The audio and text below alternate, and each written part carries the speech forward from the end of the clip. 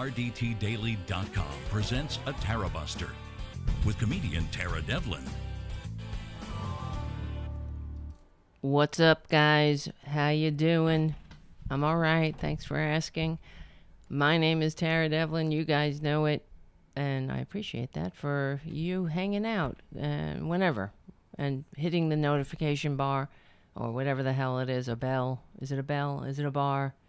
Find out by going to youtube.com/C for channel/Tarabuster and hit that whatever. Subscribe and whatever. You know what to do. Sorry, I suck at this. I know. I suck at marketing. That's why being a fan of Tarabuster or joining the Tarabuster community is sort of like having a second job. I realize that because you guys do have all the work. Please. All right. You make me want to do the show. Let's put it that way. Because sometimes I think, does it even matter?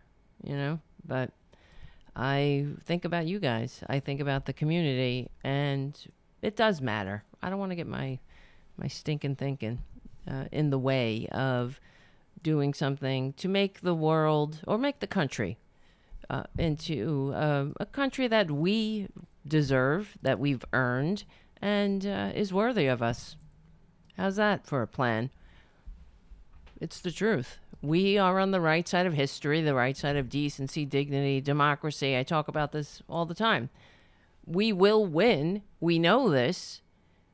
Even today, listening to Mitch McConnell. I don't know if you've... Okay, let's just dive in. I want to, first of all, thank all the patrons from patreon.com/Tara Devlin. Yeah, that's what it is.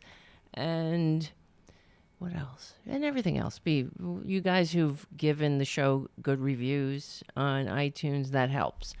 So if you haven't given the show a good review yet, do us a favor and do that, because that helps us keep going and growing.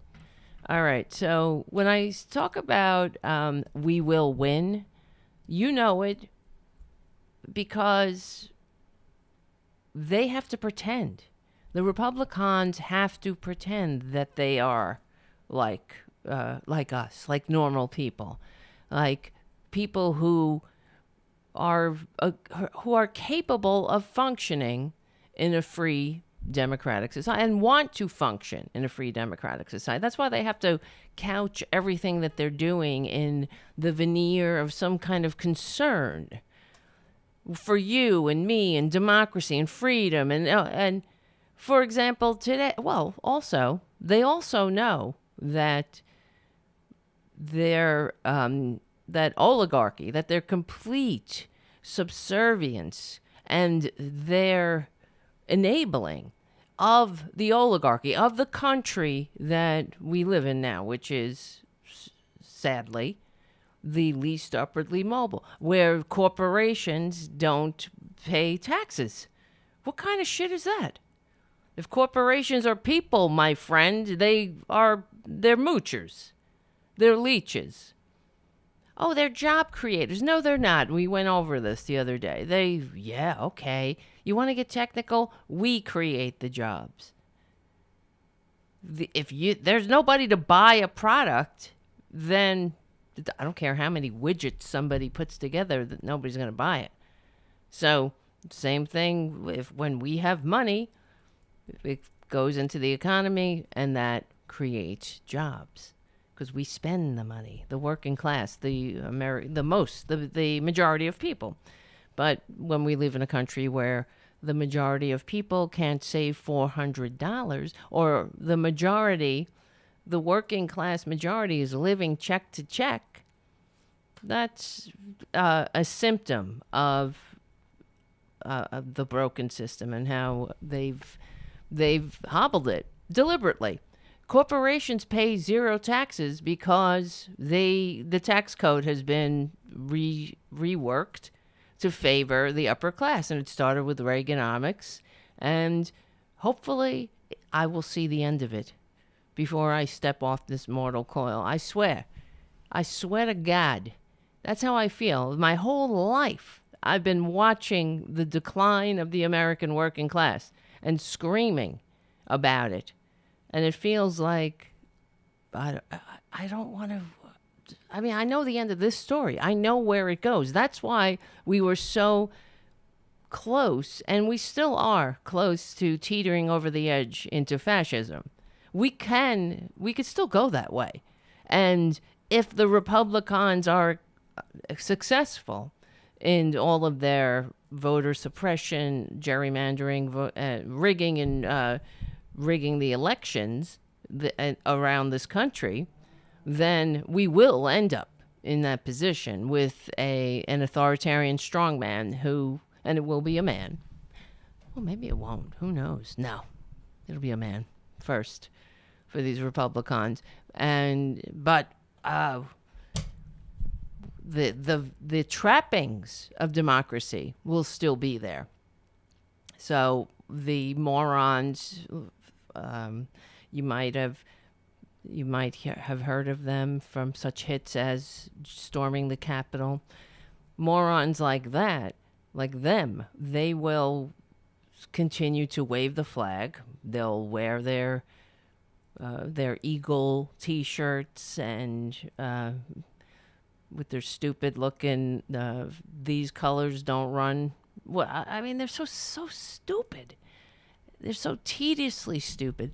But they will continue to display their outward misinterpretation of patriotism, because that's what it is. It's the pantomime of patriotism. It's not actual patriotism.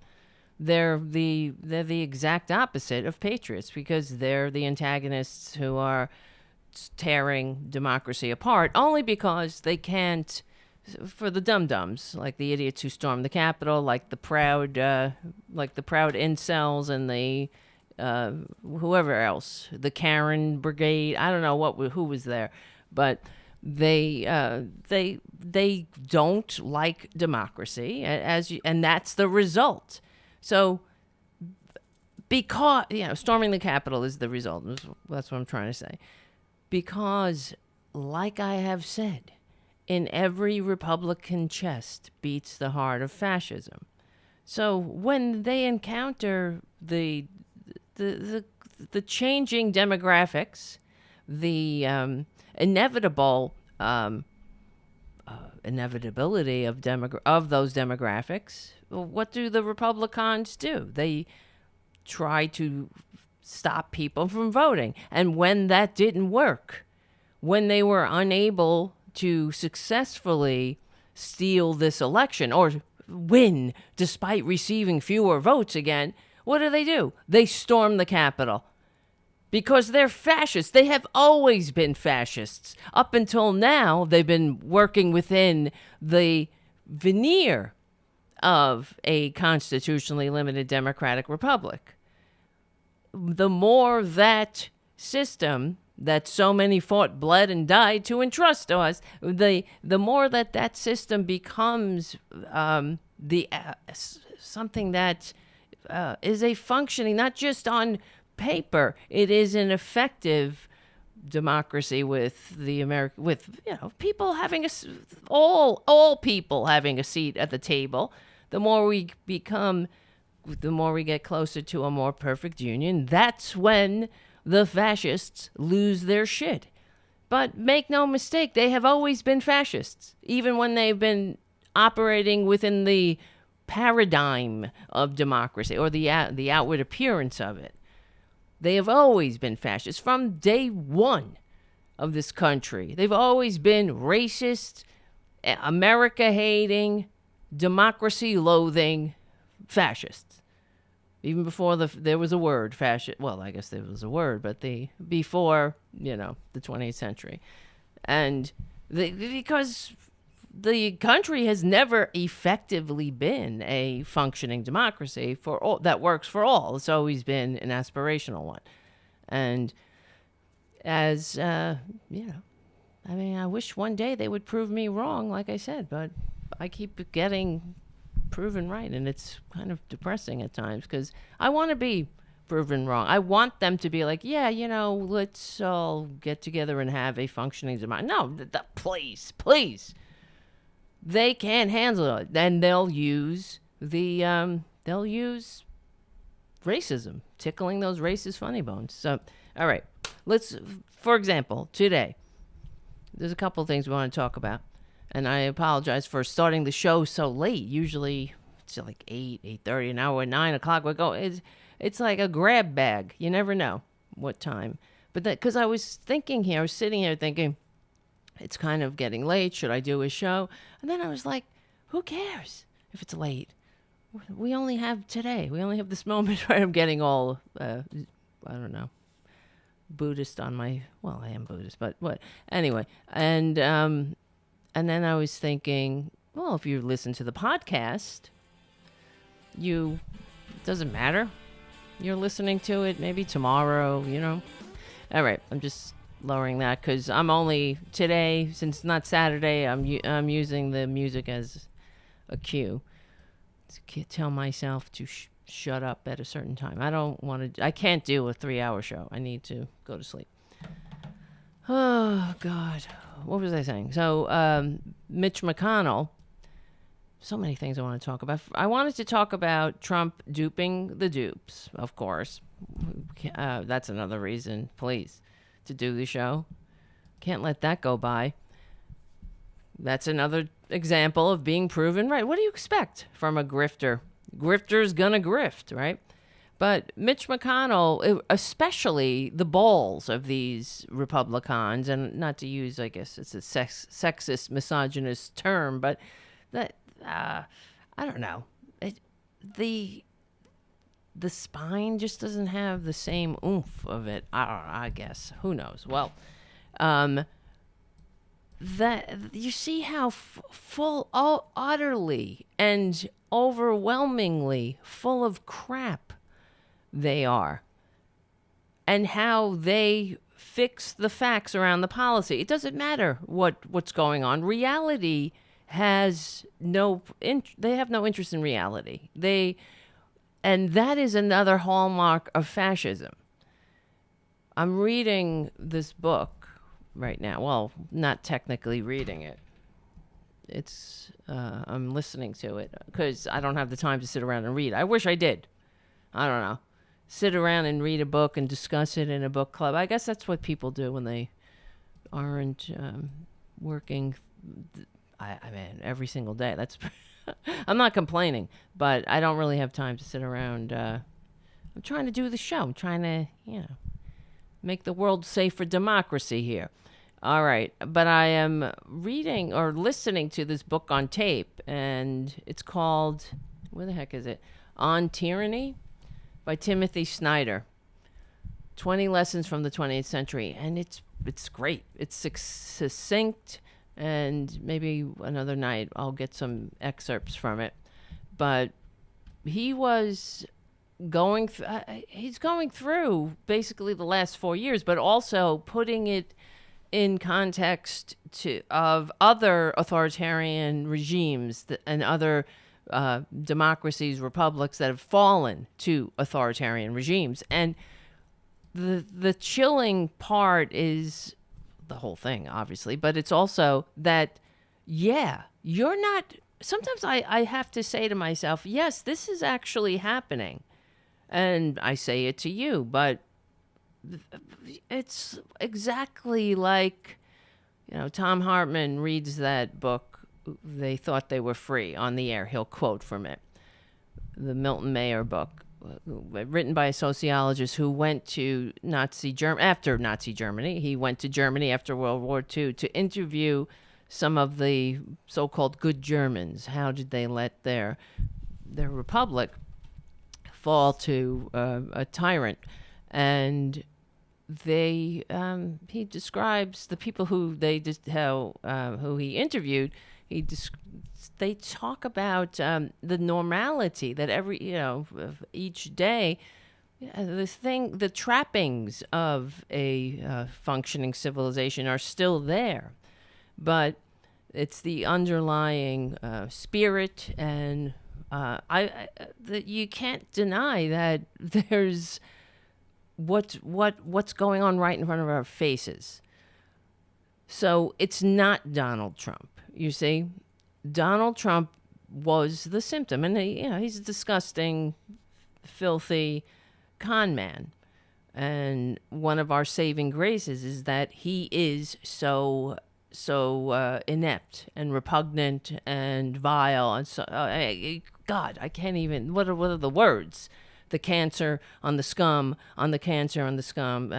We came up with that's pretty as close as it gets to an accurate description of him.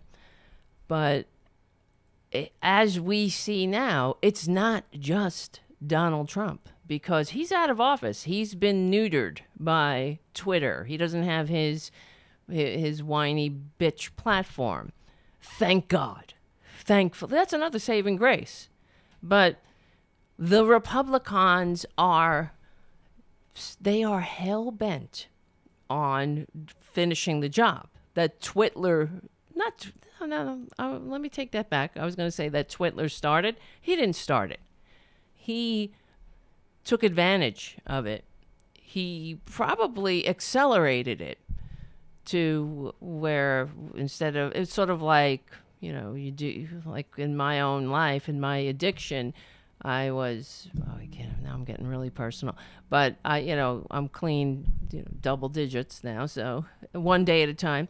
But, when I was really in the grips of my addiction, I was an opiate addict. And then I started I had a brilliant idea one day to do cocaine as a cure for my opiate addiction. That's the brain. This is the addict's mind. I thought that was a good idea at the time, but what happened was I ended up it was probably a saving grace too, because I hit bottom like quick after that. So, and then I kicked my ass and I got into recovery. So the bottom line is, I guess that's sort of like in a way to think about Twitler, because we were always on that path, that downward spiral. But putting a Twitler into the equation, we went, it was like an anchor around our necks, and we sunk really down so quickly. So, and I get surprised, I guess. I get surprised here, because a lot of things I never thought I'd see happen, but I never thought I would, like we were talking in the other show, I never thought that I'd see somebody with darker pigment be elected to the presidency. I never thought that they could find somebody who sucks more than George W. Bush. So, and there they went and did Twitler. Now, let's not have another failure of imagination, though. It could get worse than Twitler. You understand? It could get a lot worse.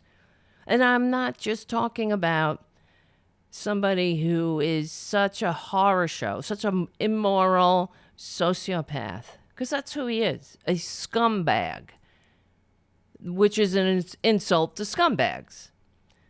So at least scumbags have a utilitarian purpose, right? What does a Twitler do? Nothing. It has no purpose except to what? I guess we can find value in him by saying, okay, he could show us what we need to fix. Because if somebody like that was able to rise into the highest executive office despite receiving fewer votes, which cannot be repeated enough, then I don't know. We got a lot to work on. Yes, Jim on the chat. President gets exactly. How about a President Marjorie Taylor Greene? Oh, our first female president. You know that the Republicans would crow about that, pretend to be so progressive. Oh my God. But it can get worse.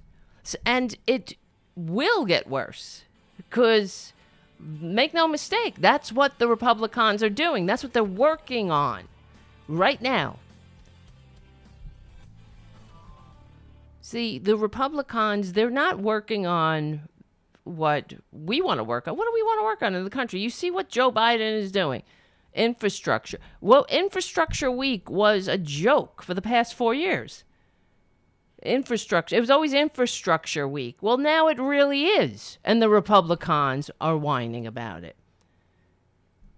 Because they don't really want to do anything about infrastructure. If they do something about infrastructure and put people to work and fix the country, their plot goes by the wayside. Their only reason to get into office is to enrich themselves and the oligarchy. They don't like democracy. It's something in them. It's not. They don't have a higher calling about it. Yeah, like there's a higher purpose here. That this, Abraham Lincoln, the government of by and for the people shall not perish off the face of the earth. They don't give a crap about that. They don't care. They have a moral failing. They are immoral fundamentally, selfish, self-seeking, grasping, and they don't care who they step on and what they step on, whether they break the entire country forever and ever. As long as they got theirs, because in their minds, they're doing great. It's all for them. Do you think Mitch effing McConnell really gives a shit about anything? Well, he doesn't. What does he care about? We witnessed in the last 4 years him suckling up to Twitler, doing nothing but putting unqualified judges onto the bench, and that's a part of destroying a functioning republic. That's what the Nazis did. That's another thing we talk about on the show is that when we watch the corporate media, and they would always talk about Mitch McConnell obstructing Obama's choice of judges as if that's something effing normal. Not putting it in the context of, as Christopher Browning wrote, the World War II historian, that Mitch McConnell, by doing that, he is the gravedigger of American democracy. That putting it in the historical context for the American people, that this is what happened in World War II. This is before World War II, excuse me. It is part of how the Nazis came to power and solidified power. Of course, they corrupted the courts. It's not just the Nazis, but it's every authoritarian government. They corrupt the court. What am I saying? In that book I'm reading or listening to, it's terrifying, really. I was going to say fascinating, but fascinating is sort of like, it's fascinating when I read about whales or something. I'm like, oh, that's so fascinating. They have languages all their own, all over. Like we have languages. Different pods have languages and different, depending on where they live. I think that's fascinating. And they have brains, bigger. They have another part of their brain that has emotion. That's fascinating. This is terrifying because it's happening. It's not, and it's, you know what else is fascinating? Well, let's put it more in political context. When I read about ancient Rome, for example, that's fascinating because it's 2,000 years later. We're 2,000 years removed from it. I never thought, when I was a younger person reading about the ancient Rome and the fall of the Roman Republic, I never thought I'd be living in it. I really didn't. That was my failure of imagination, too. I guess it's all of ours, too, because we're lulled into a sense of security that there's somehow democracy is in our DNA. It's not. It's not in our, it might be in the human DNA. I really believe that it is, that human beings are wired for for fairness. But there's a certain segment of humanity that are sick and selfish, and they don't really care about the bigger picture here. I don't know. For me, but don't you want to live in a country? It doesn't make any sense to me. Why? Why do you want to live in a country where people are on bread lines? Why is that?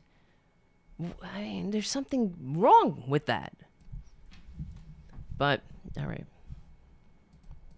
Just that whole moral failing. And I guess that's why they have to pretend to love Jesus so much. Like, for example, Easter. Yesterday was Easter, right? And the Republicans were all out on Twitter posting their love of Jesus. I wish. Who's this? Lauren Boebert? Let's see. She wrote on Twitter, Jesus uncanceled. Yeah, because I guess he was canceled. I guess when he was crucified by the people who are like them.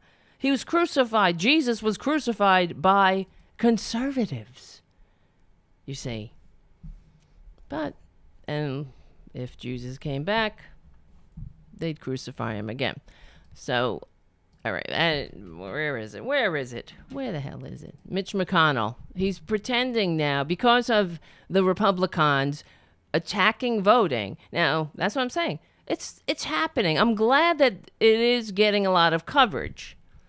So it's not like one of these dirty tricks that they pull and it's in the dead of night, like the way that when they put that poison pill bill into the post office to force the post office to pay 75 years of health benefits in 10 years for people who haven't even been born yet. So thereby hobbling the post office, as they do, because they hate unions, they hate government, they hate a more perfect union. I mean, they really do. Wait, hold on. Where'd you go? I lost yous. Hold on. I hope I didn't shut the windows. Oh, boy. Where are you? Oh, here you are. Okay. Oh, thank you, Jim. Thank you, Haku. And thank you, Deborah, for your super chats. Very, very nice. Yes. Richard on the chat. If we can beat the Republicans, he says can't. It's very difficult for me to say Republicans now. It sounds not normal, unnatural. If we can beat the Republicans in the 2022 elections and get more seats in the Senate, we might save the country. Yep. I'll get to that too, because I want to talk about Joe Manchin just a little bit, because I hate him. All right, where is this fucking thing? So the Republicans, it's like looking into a fun house, and now I'm looking in the back of my head or something, and where the Republicans are the party of the people? Really?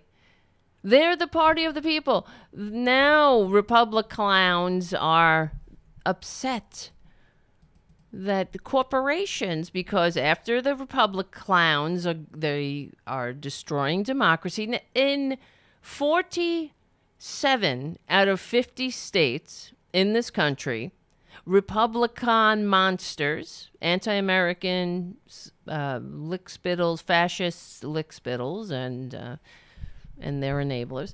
I guess that's the same thing. Fascists, freaks, geeks, ghosts of the Gilded Age, and their moron appreciation society.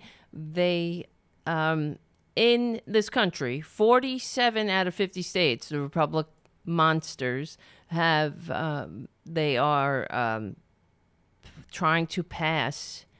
Wait, I'm getting this wrong. Let me see. I was going to say, when I just started saying it, I thought to myself, is that correct? So that's why I want to maybe I have the statistic wrong. How many states are passing laws against voting or voter suppression?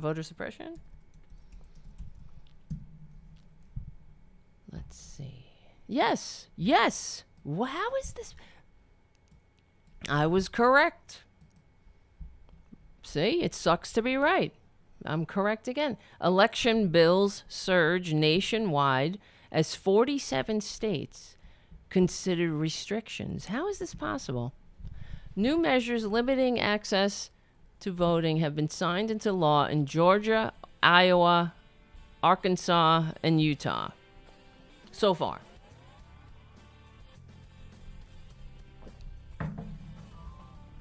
This is from NBC News.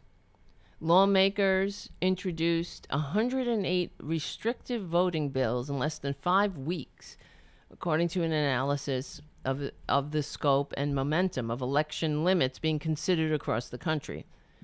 This is an article written by Jane Tim. By March 24th, lawmakers had introduced 361 restrictive election bills in 47 legislatures, according to the nonpartisan Brennan Center for Justice in New York University. Former scumbag Donald Trump, well, he's not a former scumbag, former president scumbag, stolen election lie has inspired the avalanche of election-related bills nationwide. By all accounts, the 2020 election was secure and the results were accurate. Trump's Attorney General William Barr said there was no evidence of widespread voter fraud, and Trump's legal efforts to overturn the results failed in courtrooms across the country. But that hasn't stopped these states from restricting access to the ballot box. 5 restrictive election bills have already been signed into law, including Georgia's omnibus measure. Last week, the Georgia law prompted outrage from activists who put a spotlight on similar legislation around the country. Wednesday, dozens of black business leaders publicly urged corporations to oppose voting restrictions, and Atlanta businesses, Coca-Cola, Delta Airlines, publicly called the state's law unacceptable. Georgia isn't alone. Iowa's governor signed a bill last month that makes early voting harder. Arkansas also passed 2 bills tightening voter ID laws. Utah passed a bill that the Brennan Center says will make faulty purges more likely. Of course. What the hell? This is happening, okay? It's not a drill. They really do hate democracy. It's not about election integrity. It's about oligarchy. They worked a lot, very hard, okay? They learned my entire effing life on this planet. I was too young. I didn't know what the hell was going on. Well, how the hell did I know? My father was a garbage man. When I was a little kid, I didn't know that being a garbage man wasn't a great job at one time, where I was living in a country where a garbage man and a postal worker, that was my mother, after she was a nun. She had a very interesting career. First a nun, then a postal worker. No, she was also a teacher too. But what did I know? I thought that the whole, everybody worked. You all lived a nice little life. I mean, my father was able to buy a house, put food on the table. We didn't live in squalor. We had a decent little middle-class life, not living on the Kardashians' lifestyle or something, which is another story that sucks. But what the hell?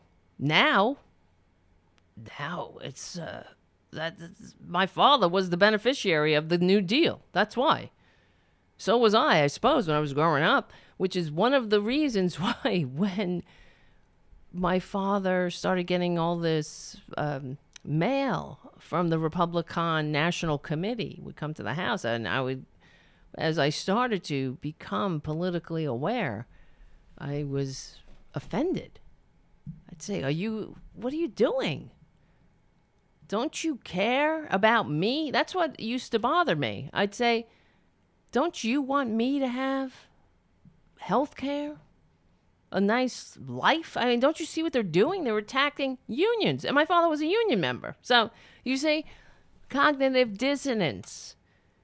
But anyway, I've told you. They tickle the racist funny bones.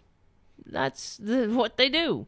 So NBC, this article goes on, 55 restrictive bills are advancing through 24 state legislatures, and the center said 29 bills have passed at least one chamber. Most of the bills target mail-in voting, which was expanded last year because of the pandemic. A quarter of the restrictions seek tighter ID requirements, and others aim to make voter registration harder or to expand voter roll purges. Scumbags, aren't they? Fucking scumbags. I swear to God, if I ever showed up at the voting poll and my name wasn't on the list one day, what do? Oh, they give you a provisional ballot, which they don't count. I never understood that. Why don't they count the effing provisional ballots? This country, really, we would be so much further along. We would be a country worthy of us, worthy of all of the sacrifices that others have made, bleeding, their last measure of devotion. For what? For this? For the same old goddamn games? How many people have to die? How many? How many of us have to sacrifice our lives before we can actually have something we could be proud of? The whole world, we don't have to go around and force it down people's throats. They'll want it for free.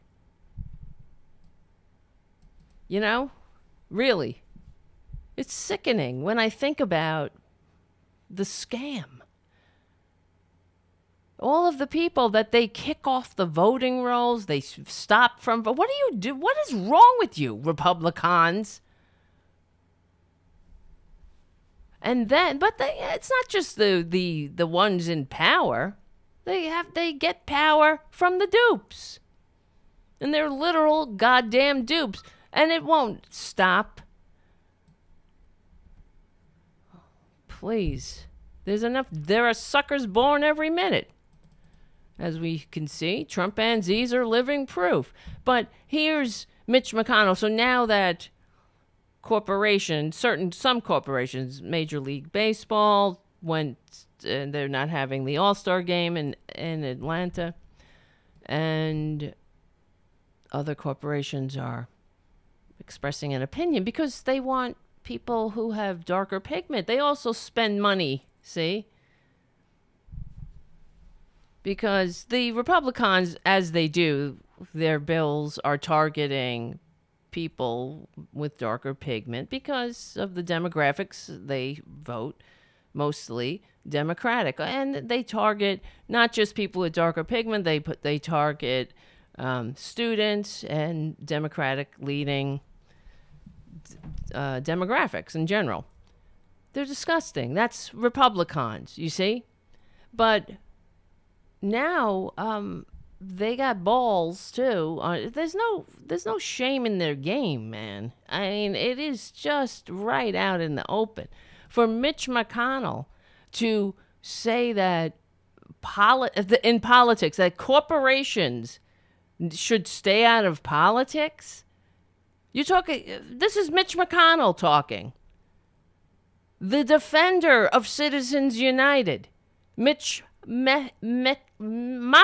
Mitch McConnell. Here he is. I found it completely discouraging to find a bunch of corporate CEOs getting in the middle of politics. What? My advice to the corporate CEOs of America is to stay out of politics. What? You're singing my song, bitch. I mean, Mitch. Where you been? Where were you at the Occupy Wall Street rallies? My advice is for corporations to stay out of politics. So when corporations are doing something for the people, you mean? That's a bridge too far. But if corporations can open their big fat gullets and not pay no taxes, you're all for that, though, right? You're all for the money they pour into your own pockets and your Chinese spy wife pockets, right? Mitch. But you see, they're just flat out liars. Just like the other day, what did Mitch McConnell say that? The voter suppression laws in Georgia.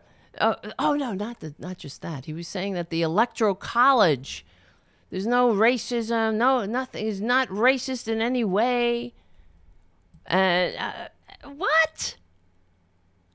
Because truth has a liberal bias. It also has a democratic bias, small d. It's like all of them, though. You put one of them on the Supreme Court. There they are, writing their opinions, all fixing the facts around the policy. That's what they do. Twisting the law into any pretzel that they need to justify their entrenchment of power. Corporations should stay out of politics. I agree. Get money out of politics.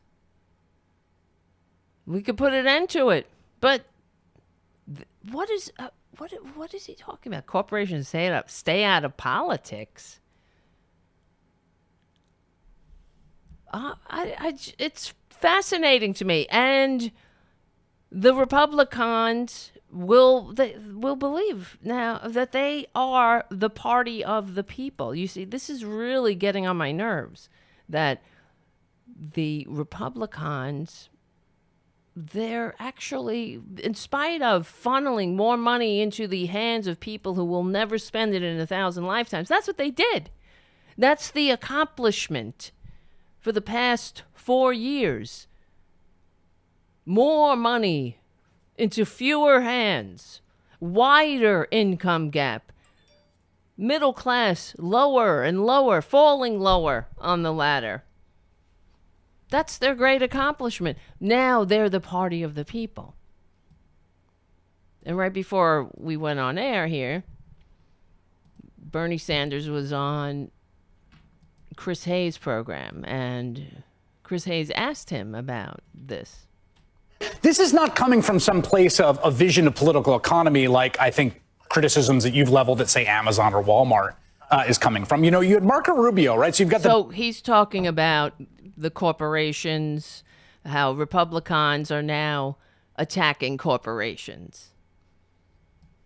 Amazon unionization drive. You've been very outspoken in support of it.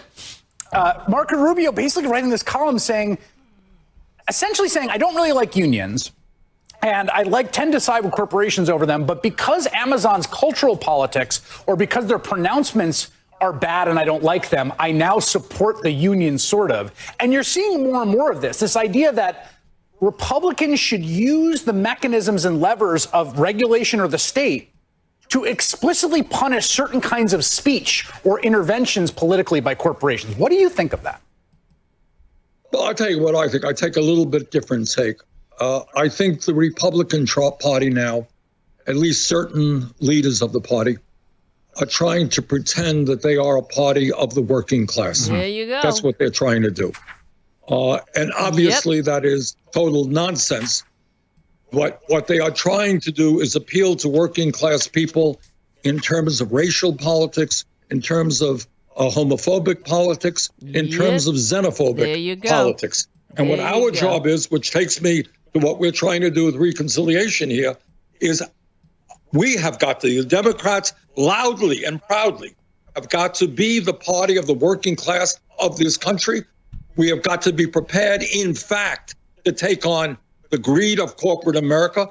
We need to be passing a second reconciliation bill, which deals not only with physical infrastructure and creating millions of good-paying jobs. Chris, we need to deal with human infrastructure, healthcare, education, climate change, making sure that every kid in this country gets the quality education he or she needs, does not leave school deeply in debt. And one of the issues I'm working on in this new reconciliation package is the need to expand Medicare to cover dental care, hearing aids, and eyeglasses, because millions of seniors cannot afford those basic health care needs. I want to lower Medicare eligibility age to 60 so a whole lot of more people can get into that important program. So you mentioned this second reconciliation. All right.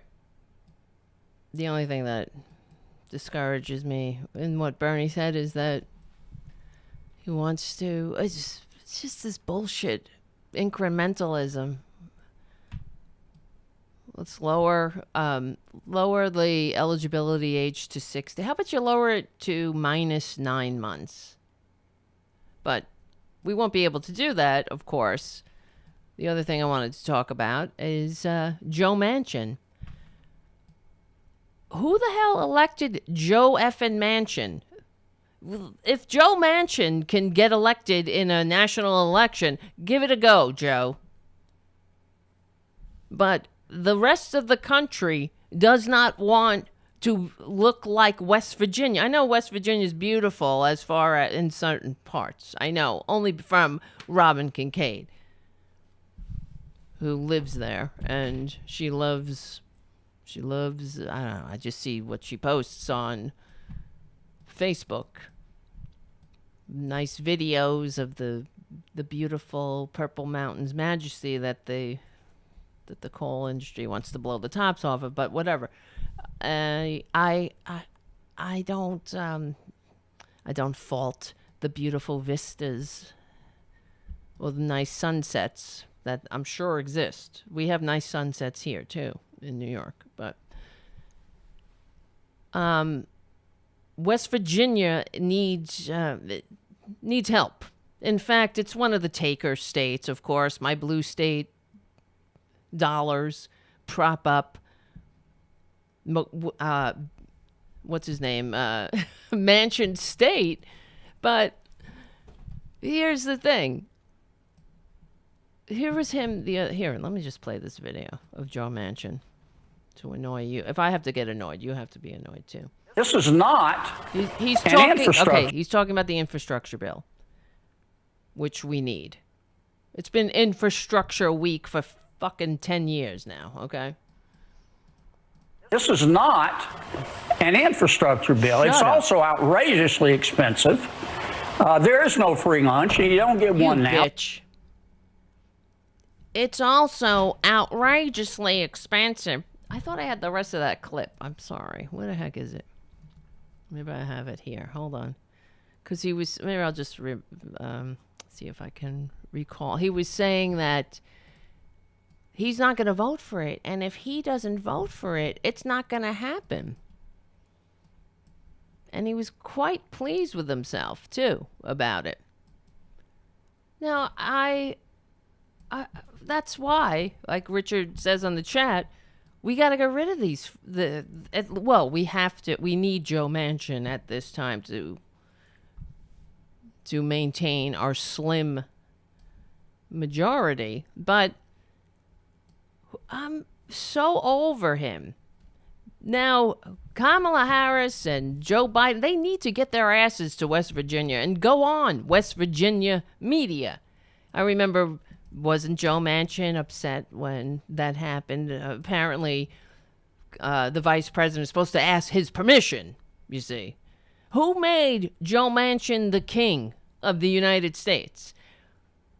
This country, it's expensive, he's saying. The infrastructure bill is expensive. we're living in the richest country on earth. What's expensive is in maintaining the oligarchy. Funneling money into the hands of a few is expensive. It's expensive that Amazon drives our roads and doesn't pay for the price to maintain the infrastructure. That's what taxes are. And Joe Biden continues to reiterate, no one who is earning or making more than $400,000 a year is going to pay a penny more in taxes. And these conservatives of both parties, no matter who, no matter what initial they have after their name, conservatism is the problem. It's expensive. There are no free lunches. Nobody knows that more than the working class. There are no free lunch. F you. We need this shit. We need an infrastructure bill. We need to revitalize this country and put people to work. It's expensive not to do it. It's an investment in the future and in the present. It's an investment in the American people. It's expensive. It's very expensive. God. Let me see if I can find that clip because it's so annoying. I have to share it. Let me see. I found it on Twitter. Maybe if I Google this. Well, here, while I'm doing that, let me play Joe Biden. He had an answer about Republicans who oppose infrastructure, but of course he can't say anything bad about Joe Manchin, but we will. Oh, God, it's not working. I'm really batting 1,000 tonight. What's going on with my videos? Let's play it here. I can do this. Here we go. I'll do that. Okay. There's always there's another way. Oh, no. There's always another way, right? Ecamm is popping up warning saying, do you want to update your audio? Do you want to do... No, not in the fucking middle of the live stream. Why is it doing that? All the time it does that. It's like, do you want to update your software? It should know that we're streaming right now. Ecamm. Shouldn't you? Wait, hold on. Sorry, guys. Bear with me. As you always do. That's why the Tarabuster community is the best. Oh my God. Don't even tell me it's not going to let me play the audio.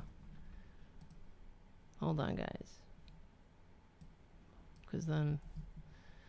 Oh, well. Maybe I can play it off. It doesn't matter. Well, shit. Hold on a second.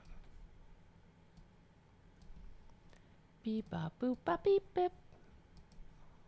Why can't I play? Here we go.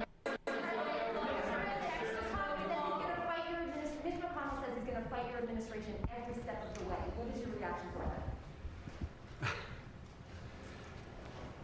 If the Republicans argue that we don't need infrastructure, it need not. They've been talking about the need for it for years now.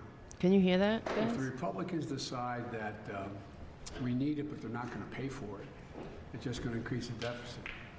If the Republicans say the next phase of my plan, we don't need to invest in VA hospitals and keep the sacred obligation we made to so many Americans. If the Republicans say that the 400,000 homes and schools and daycare centers that have lead pipes delivering water to their doors, if they say we shouldn't be doing that, what do you think would happen if they found out all the lead pipes were up in the Capitol and every time they turned on the water fountain? So I think, look, I think we're going to have I think the Republicans voters are going to have a lot to say about whether we get a lot of Yep.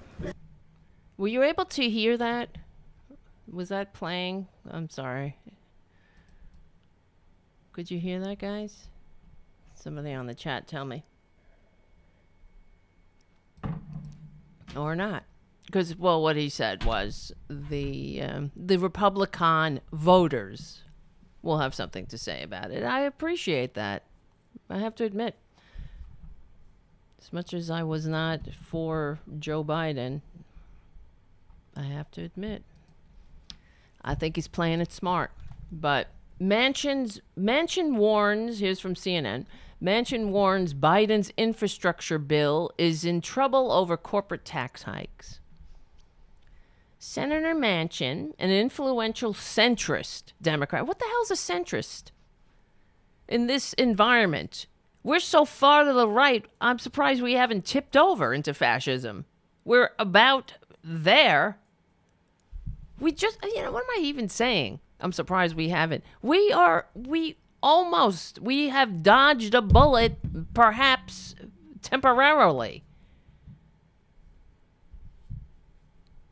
We are so far to the right. What is center when you're this far to the right? There is no, this is not center. You're not center. Joe Manchin, I don't know. You're not helping. How out of touch can somebody be? That he actually thinks that this is okay. It's okay that we live in a country where the majority of Americans are living check to check. That's fine.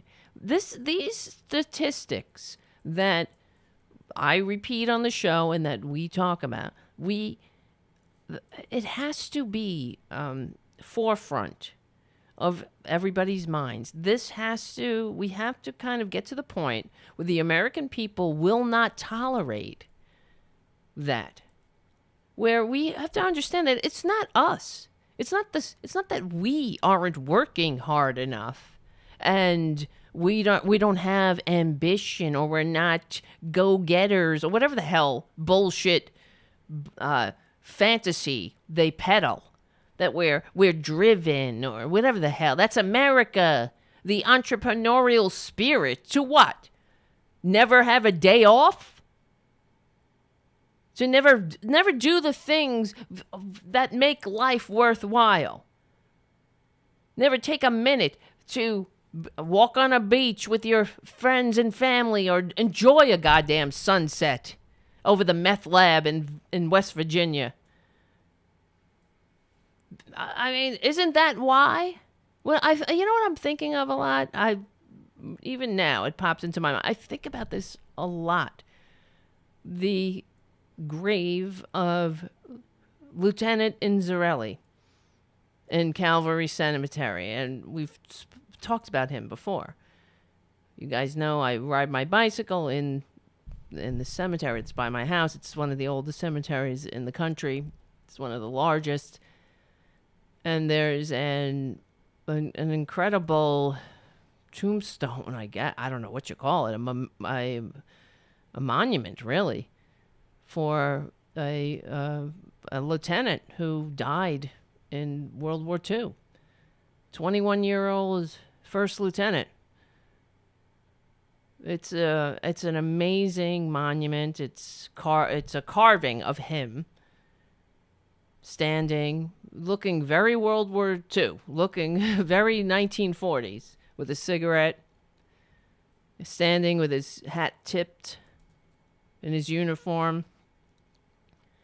And it tells his story, just a brief excerpt from it, how he gave his life for this country. And underneath his monument, or his inscription, is his mother. It says she was inconsolable for 3 years after losing her son, and died of a broken heart. And I think about him and her and them, the family. you know, who gave their life for this country for what? At the time, you would think, okay, a republic. They were fighting fascism.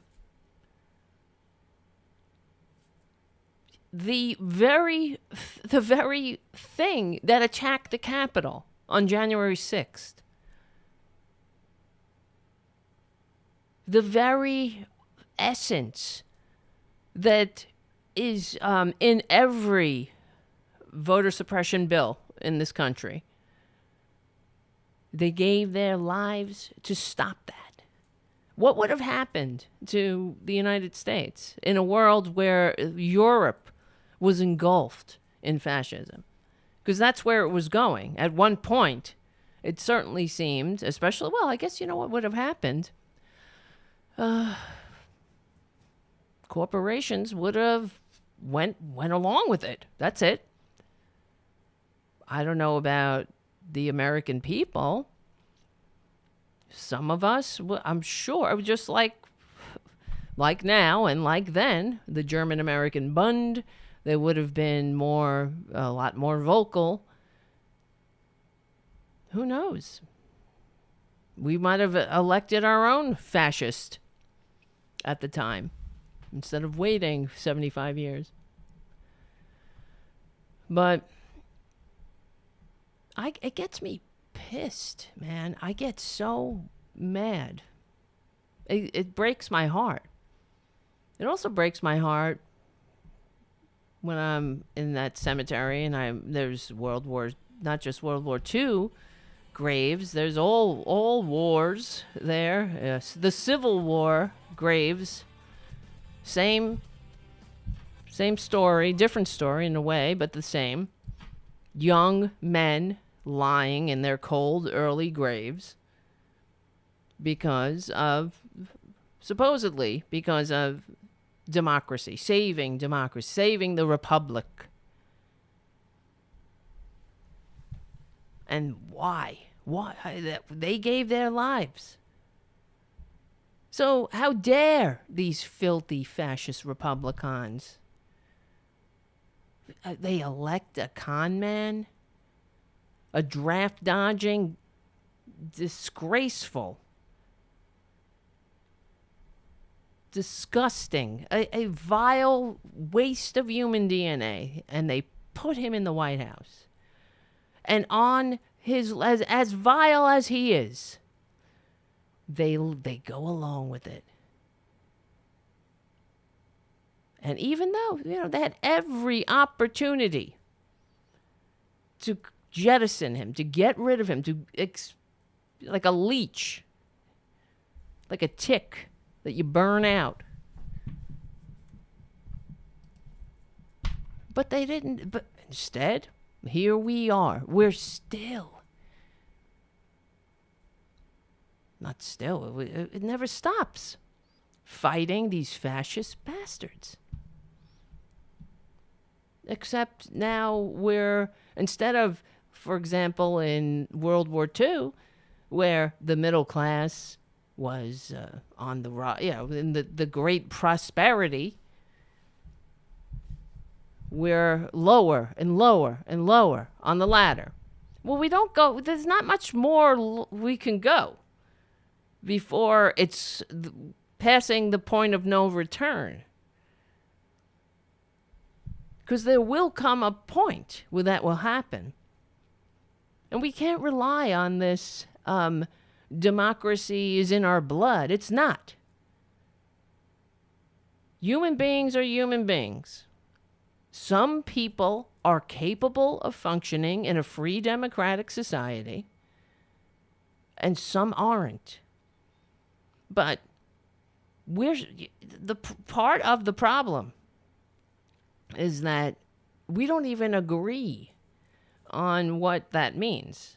What does it mean? What is the thing that Lieutenant Inzarelli died for? What is that thing? Well, in my view, that thing is... Okay, let me see. How can I explain it? a government that works for all, a society where everybody has a fair shot, where you are valued. Every person has value, whether you're the CEO or the goddamn person who opens the door for the CEO. Isn't that the point, though? And then you have a decent 8-hour workday where you get a living wage, days off, where you can enjoy life. Isn't that why all of those sacrifices were made? People sacrifice so they can entrust this to future generations. It makes their sacrifice seem like it was worthy, like it wasn't in vain. So why did they sacrifice it? We can't save $400 fucking dollars. Are you kidding me? Why did they sacrifice? If, kids in this country are they're drinking out of lead pipes. And like Joe Biden says, if the lead pipes were in the Capitol, those fuckers would do something about it. Joe Manchin wouldn't be standing in the way. If there are kids drinking out of lead pipes, Republicans don't mind because that'll make more Republican voters. Give them some, brain injuries or developmental disabilities that make them susceptible to QAnon or something. Fuck.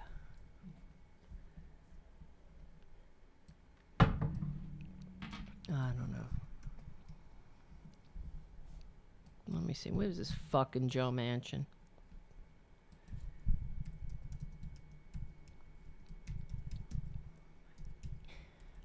Why didn't I do that? Why the fuck? Sometimes I'm so annoyed at myself. Infrastructure. Because I spend time getting these videos and whatnot, and then if I didn't save the whole damn video, it's just annoying. It's just a stupid mistake. Ew. Speaking of stupid mistakes. Look at this face. Ugh. What are you laughing at? What are you smiling at, old man? Never been so important in your whole life, have you? Look at that stupid face.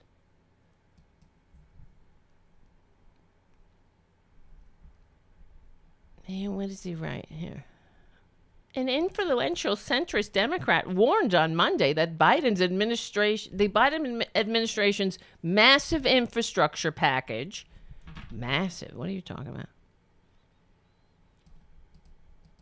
It's not enough. Can't pass in its current form because he and a handful of other Senate Democrats... As of 2020, more than 1,500 committed companies... Shut up. And other Senate Democrats believe the corporate tax hike proposed in the bill designed to offset the cost are too steep. Fuck you, okay? Because it's not steep enough. We have history. They wrote things down, you see? 30 years ago, 40 years ago. The corporate tax hike is not... It's not nearly enough. It's not what it needs to be, and it's not what it was. When the American people were living in something called the Great Prosperity. Well, the white American people, I should say. As the bill exists today, it needs to be changed, he told West Virginia Metro News host Hoppy Kervat. What is that? What's a Hoppy Kervatko? In a radio interview, when asked if he supported or opposed President Biden's $2.225 trillion proposal. Manchin said he is against raising the current 21% corporate tax hike, which was put in place by Twitler, to 28, as is called for in the bill, which is not nearly where we need to be or where it used to be when the corporations were paying a part of the fair share of the the admission price to civilization. They want all the benefits of civilization and none of the responsibilities. Takers. That's what you call a taker, right? That's why the Republicans work overtime and the conservatives, they work overtime with this bullshit about how the corporations are job creators and makers and takers bullshit. Remember that? Remember when what's his name? Not Joe Biden. Paul Ryan used to go on. Oh, God. I don't miss him at all. What another scumbag. The Matt Getz of his day. Remember his not his workout video, but his workout pictures, his photo shoot. Oh, my God. What a bunch of douchebags. They always suck at everything. Even taking photos. Like Donald Trump Jr. sitting on a rock. That photo of him sitting on a rock. What was he going for there? He probably saw a photo that someone with some talent and, I don't know, took. And he thought, oh, this is going to look good of me sitting on this rock and staring into space.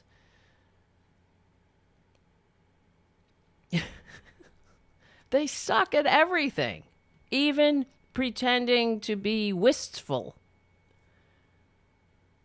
Even pretending to have wistful musings in the middle of the woods, they suck at. And Paul Ryan, he sucked at pretending to be a hot, I don't know, what was he trying to do? Let me see. Remember that? Paul Ryan photos. Gym photos? Here, yeah. What a douchebag. Look at them. What are you doing?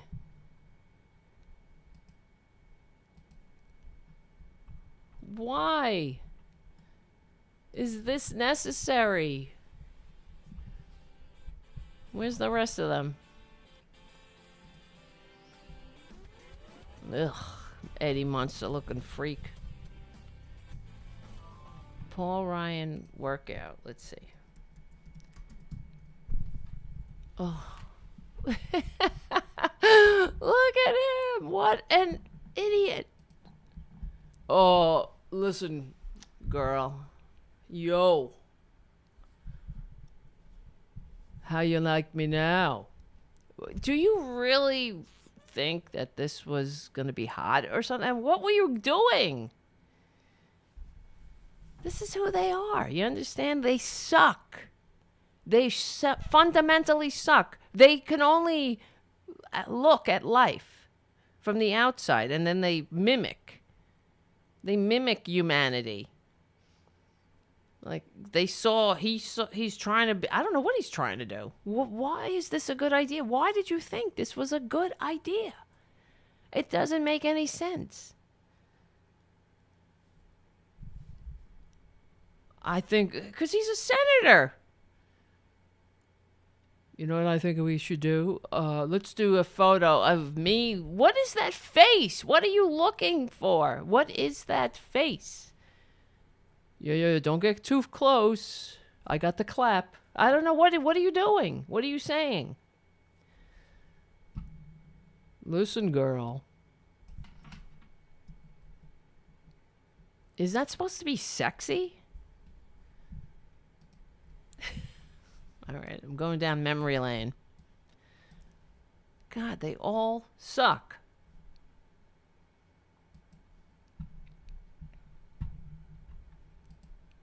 You don't really look like you're working out there either. You see? Is that sexy? That's him trying to be sexy, and they suck.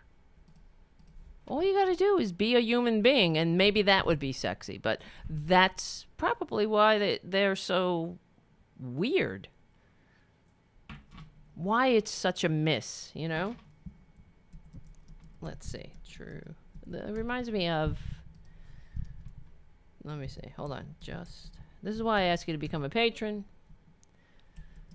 True. DEAO.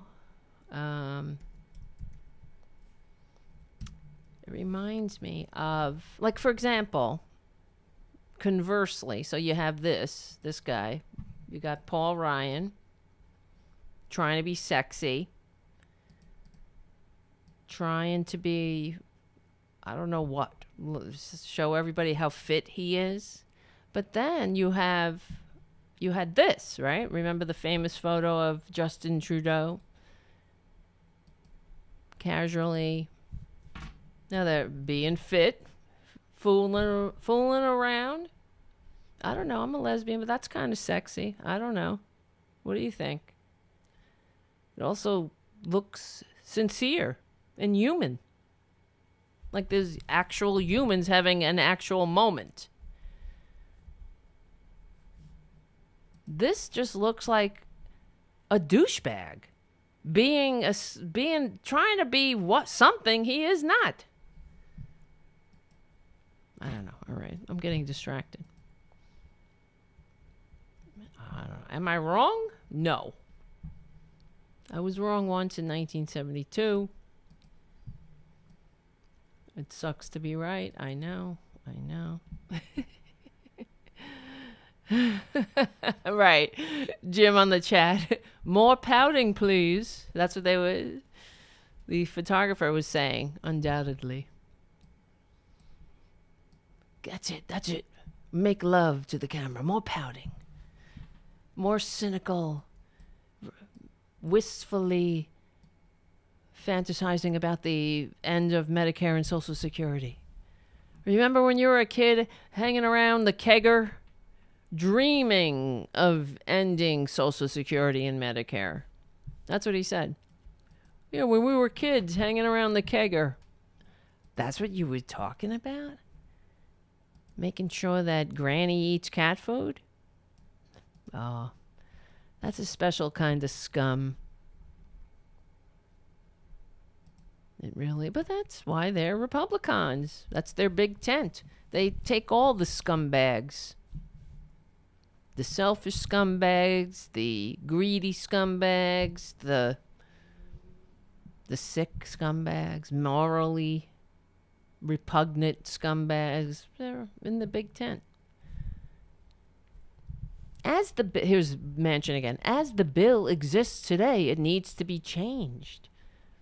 Fuck you. It's too expensive. Yeah. How are we what are you talking about? We have corporations that pay no taxes. You, I don't know. You self-centered, self-seeking, self-serving bore. The West Virginia senator said he would use the leverage he has in the 50-50 Senate. Aw. If that isn't old by now, I don't know what is. Nobody elected him. I don't give a shit. Joe Manchin, get elected in a national election, and then you could tell us what to do. Or your opinion. He's standing in the way of progress. Well, that's conservatism in a nutshell. That's what conservatism is. Standing athwart history, yelling stop. So he demands that Joe Biden change his plan because, we might actually succeed, and that's not in Joe Manchin's plan. That's not conservatism. It might actually work, and we can't have that. That's what conservatives do. Everything they touch, they destroy. They suck. You can't have a bill that does something for the American people, that actually addresses the very real problems we face, because what will happen then? We might actually, it might actually succeed. And so the conservatives got to jump in there as the cultists that they are. They don't have anything to offer. They're not offering a successful alternative. What are they doing? They're trying to make the bill suck, to make it not address the needs. So clearly Joe Manchin doesn't really understand. Maybe he needs to get out more in his own state. He should take a trip around West Virginia. Let's see, West Virginia poverty.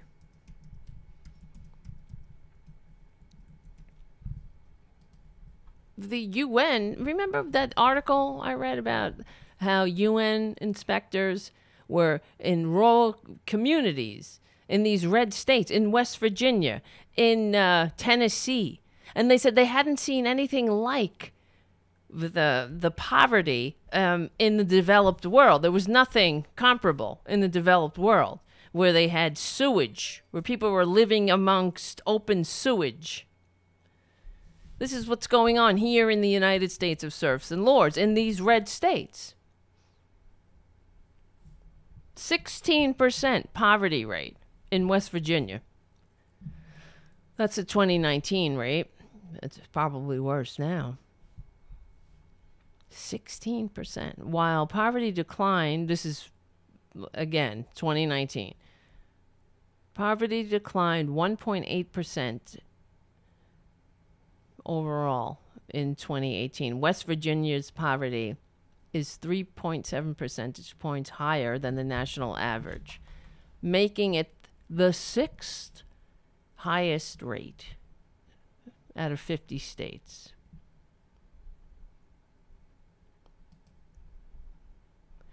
Unbelievable.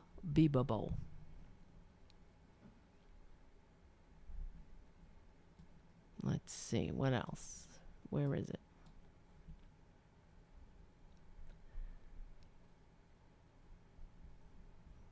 Let me see. Virginia poverty child rate is poverty child rate. The child poverty rate is 24%. That's fucked up, to put it succinctly. Wow.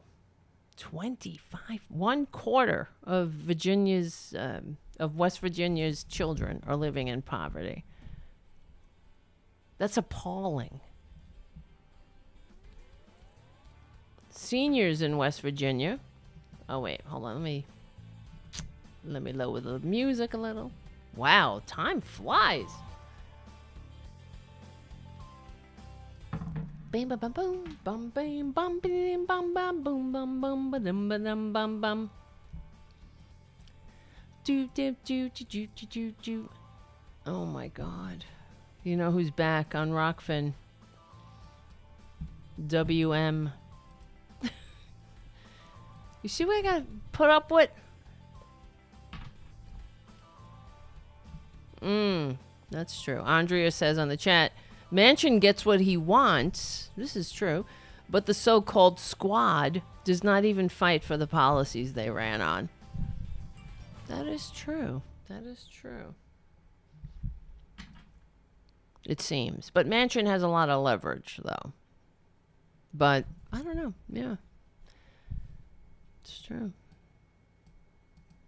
I guess it's a little different, though, in a way. Because Manchin is this 50 senator thing. And the squad, they're in a much bigger pool. But yes, they do have leverage. And Nancy Pelosi is not she's no AOC, that's for sure. She needs to retire, frankly. My God. Lady, go away. Nancy Pelosi. It's amazing how these people never haven't. I guess they get a good gig. Why leave it? 80 years old? And what is Nancy Pelosi's claim to fame? It's she got to be the Speaker of the House because she's a good fundraiser, apparently. She's an epic fundraiser. But that's the problem. Fundraising is the problem. We don't want a country that is awash with bribes. Don't get me going on that. But, yeah, it's true. Because so many things annoy me. You know that. Andrea on the chat. AOC is no AOC. AOC is no AOC. She's certainly a good whipping post, that's for sure, though, for the right. They fearmonger and everything is about AOC. This is AOC endorsed and boo. That's why we need a real liberal media. So I'm just telling you. She has a platform. She's as you know, she didn't do this show because she sucks. Like a lot of progressives, in a way. She doesn't suck completely, but in my opinion, she's better than Joe Manchin in the way that she does have actual progressive. She pushes the progressive agenda. Maybe I'm wrong. I don't know. She's not getting it done, of course, but she's only one of many. What? Andrea? AOC just donated money that was given to her by small donors to corporate Dems? What? I didn't see this. Is that true? Where?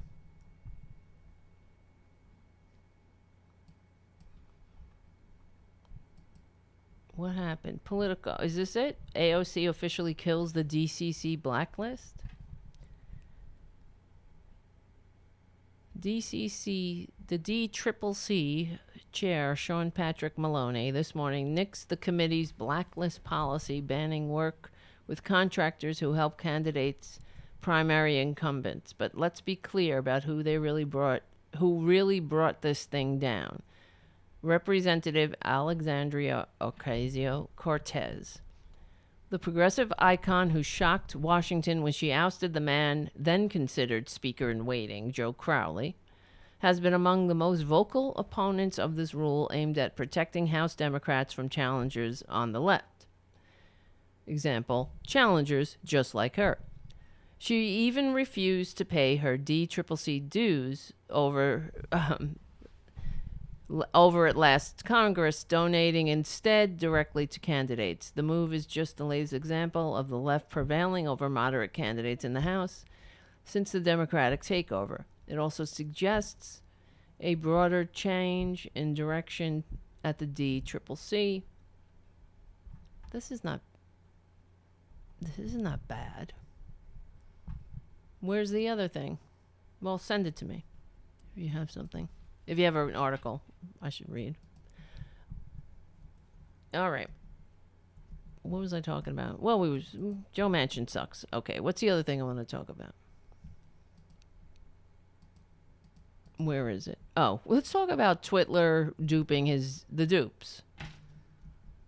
Unbelievable, but completely expected. It's a grift. The Republican Party on all levels is a grift, okay? Yes, the Democrats, not all, see, I do not believe that the Democratic Party is a lost cause completely. Yes, I believe that the system is awash with money.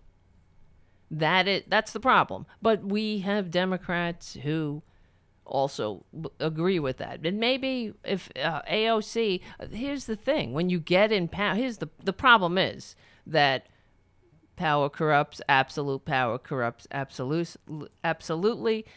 When you get into office, I think it's when you become part of the machine in a way, it will change you before you change it.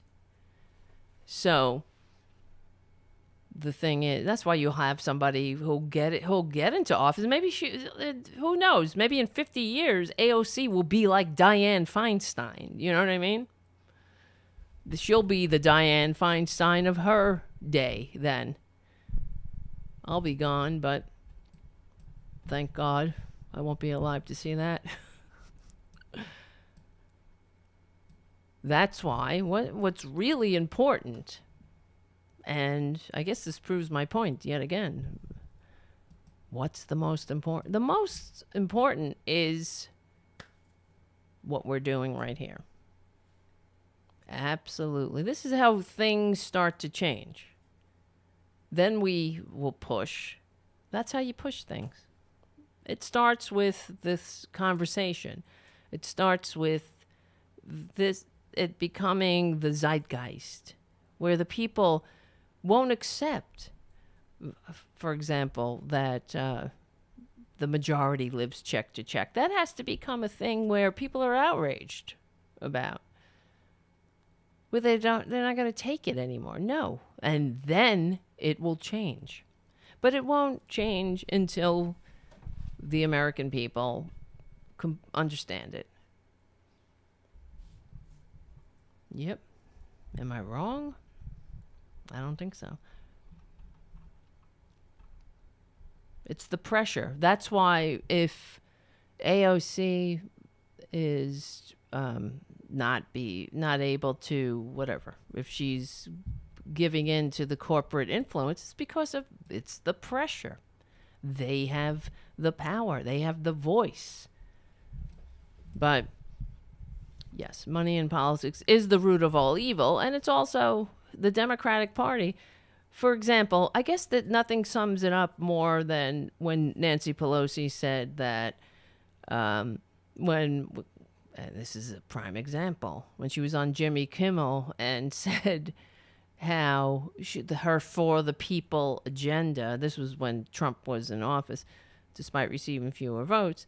So she said the For the People agenda was reduce. One of the agendas was to reduce the influence of dark money in politics, and the audience applauded. And she took the applause. She took that bow. Damn it! But I was like, what? That outraged me. That whole scenario outraged me, and it also depressed me, because if the audience is applauding, that means I'm not doing my job. The word's not getting it. They shouldn't be applauding. They should have booed. Say, how dare you? What do you mean reduce the power of dark money? How about you get the fucking dark money out? Get money out. Nancy Pelosi should have said, we the people agenda. One of the agendas is to reduce the power of dark money. Everybody would have been like, what? What do you mean reduce? No, get money out. Right? Remember when, what's his face? Mitt Romney was campaigning to become the so-called president. And wait, hold on. And he was appearing before a crowd, a small gathering a smattering of supporters.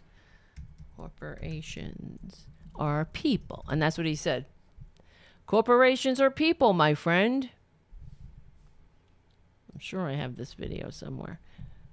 But it's memorable, not just because he said corporations are people, my friend, but because the crowd was going after him for saying it.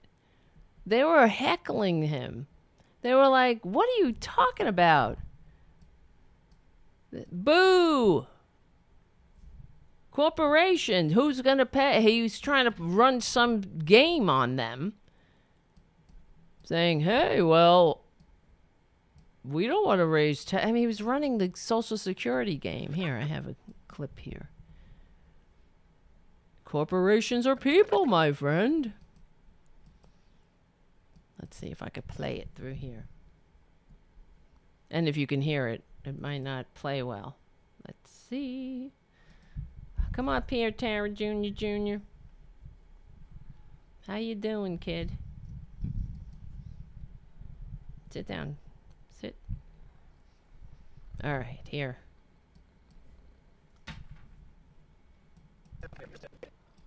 Do I believe that Social Security should take no part in deficit reduction? I know it's kind of low. Because it cannot add to the deficit. And the answer is this. Let me fix this, and then we'll come back to it. I could probably export. This is, you're getting a glimpse into what I have to do to get the damn clips going. Let me export this. I have to make each clip louder. So annoying. Mitt Romney corporations. Corporations are people. Let me export that. It'll probably play better. In the meantime, look at Tara Jr. Tara, look at the, look here. Yay! Look how cute he is. Look how beautiful. Look at his face. Isn't he nice? Look at his eyes. You got nice eyes. And a pink nose. And a pink button nose. Okay, here it is. Do I believe that Social Security should take no part in deficit reduction negotiations? Is that the question? It cannot add to the deficit. And the answer is See, this. the crowd is Social going Security, back at him. Medicare and Medicaid account for about half of federal spending. A lie. Not the There you go. Just hold Not on. federal losing. A lie. You about go. half of federal spending. And if we are ultimately, not just this year, but over the coming decades, going to be able to balance our budget and not spend more than we take in, we have to make sure that the promises we make in Social Security, Medicaid, and Medicare are promises we can keep. Oh, yes, because you know how much Republicans want to keep all those promises. They always love Social Security. They also, the more than Social Security, they love keeping promises. Various ways of doing that. One is we could raise taxes on people. That's not the way. Corporations are people, my friend. We could raise taxes on. Of You course. hear that? The crowd. They're inspiring. The crowd was great there. They were not standing for it. What are you talking about? Raise taxes. Raise taxes on corporations. That's why I said corporations are people, my friend. Get at it. No, they're not. That's how we have to handle Nancy Pelosi when she says, reduce the amount of dark money. What do you mean reduce it? Remove it. Yeah, if you go to a doctor and the doctor's like, you have a tumor that's killing you. And they say, there's nothing, we can only reduce it. You're dead, honey. You're dead. You know that. Maybe they bought you some time. Not that I don't know. I'm not a doctor. But you don't say, the goal is to remove the tumor. Remove the thing that's killing you. Now, what effing country, who can survive? What country, what, not country, democracy, constitutionally limited democratic republic. Who can survive? What country that promotes the general welfare can survive when legal bribes are woven into the system? In the face of, we see Everything corporations earn ultimately goes to people. You hear the people? Everything corporations earn ultimately goes to people. Nice try, Mitt. We know how full of shit you are. But this is the story they're weaving, and the people are like, what? Get the hell out of here. Tell us another one. doing that. One is we could raise taxes on people. That's not the way. Corporations are people, my friend. We can raise taxes on. Of course they are. Everything corporations earn ultimately goes to people. Really? Where do you think it goes? It goes into their pocket. Into their pocket, they're yelling. People's pockets, Romney's saying. Yeah, people. Maybe one person. Gee, what the fuck? If you're always such an egalitarian there, it goes into people's pockets. Whose people? What people? A few people. But the people in the audience are like, F you! With your stupid bullshit. Everything corporations earn ultimately goes to people. Where do you think it goes? Hear the guy. It goes into their pocket. If you can pay the people what's going on. So number Huge one, bonuses, you people can yelling. raise taxes. You can raise taxes. That's not the approach that I would take. Number two, you can make sure that the promises we make are promises that we can keep. Like you and in can. my view, the areas that you have to consider are higher income people receiving less rapid growth in their benefits and their inflation. Well, and what he's talking about right there, just to refresh everybody's memory, means testing socialist security. If you don't agree with that, you want to give wealthier people bigger portion, that's your right. I think we should have what's known as progressive indexing. See how they do? It's not means testing, it's progressive indexing. These scums. These slimy scums. Well, they get very adept at the bullshit. Sounding like real champions of the people here. It's not means testing. Don't worry about that. Oh, nobody likes means testing. Well, not everybody. That's true. But it sounds so much better when you're saying progressive indexing.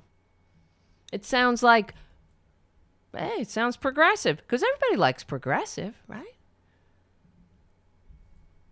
That's how I know we will win. Because we're not kidding around. They are. They have to act. They have to pretend. They have to adopt all of the outward appearance of caring about America and the American people and the constitutionally limited Democrat, whatever the fuck we are, the republic that so many died, that people are dead. You know, I think about my life and all of the young men who died. Not just men, I know, but think about all of... I can't even believe it sometimes when I'm looking at these headstones. It just says a name. Just one name and initials, what unit they were in. That's it. That's all that they were. Their life boiled down to that. 20 years, 19 years. That's nothing. Oh, they gave their life. And they've been laying in their cold graves. All Mitt Romney's life. I'm talking about all of the soldiers who died in the Civil War that are laying in that cemetery or in cemeteries all over the country.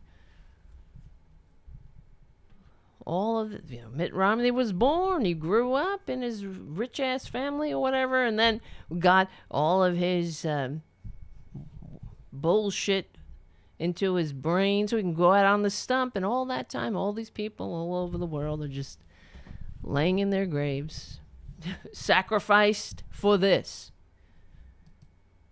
So some scummy, selfish prick can go out and bamboozle the crowd.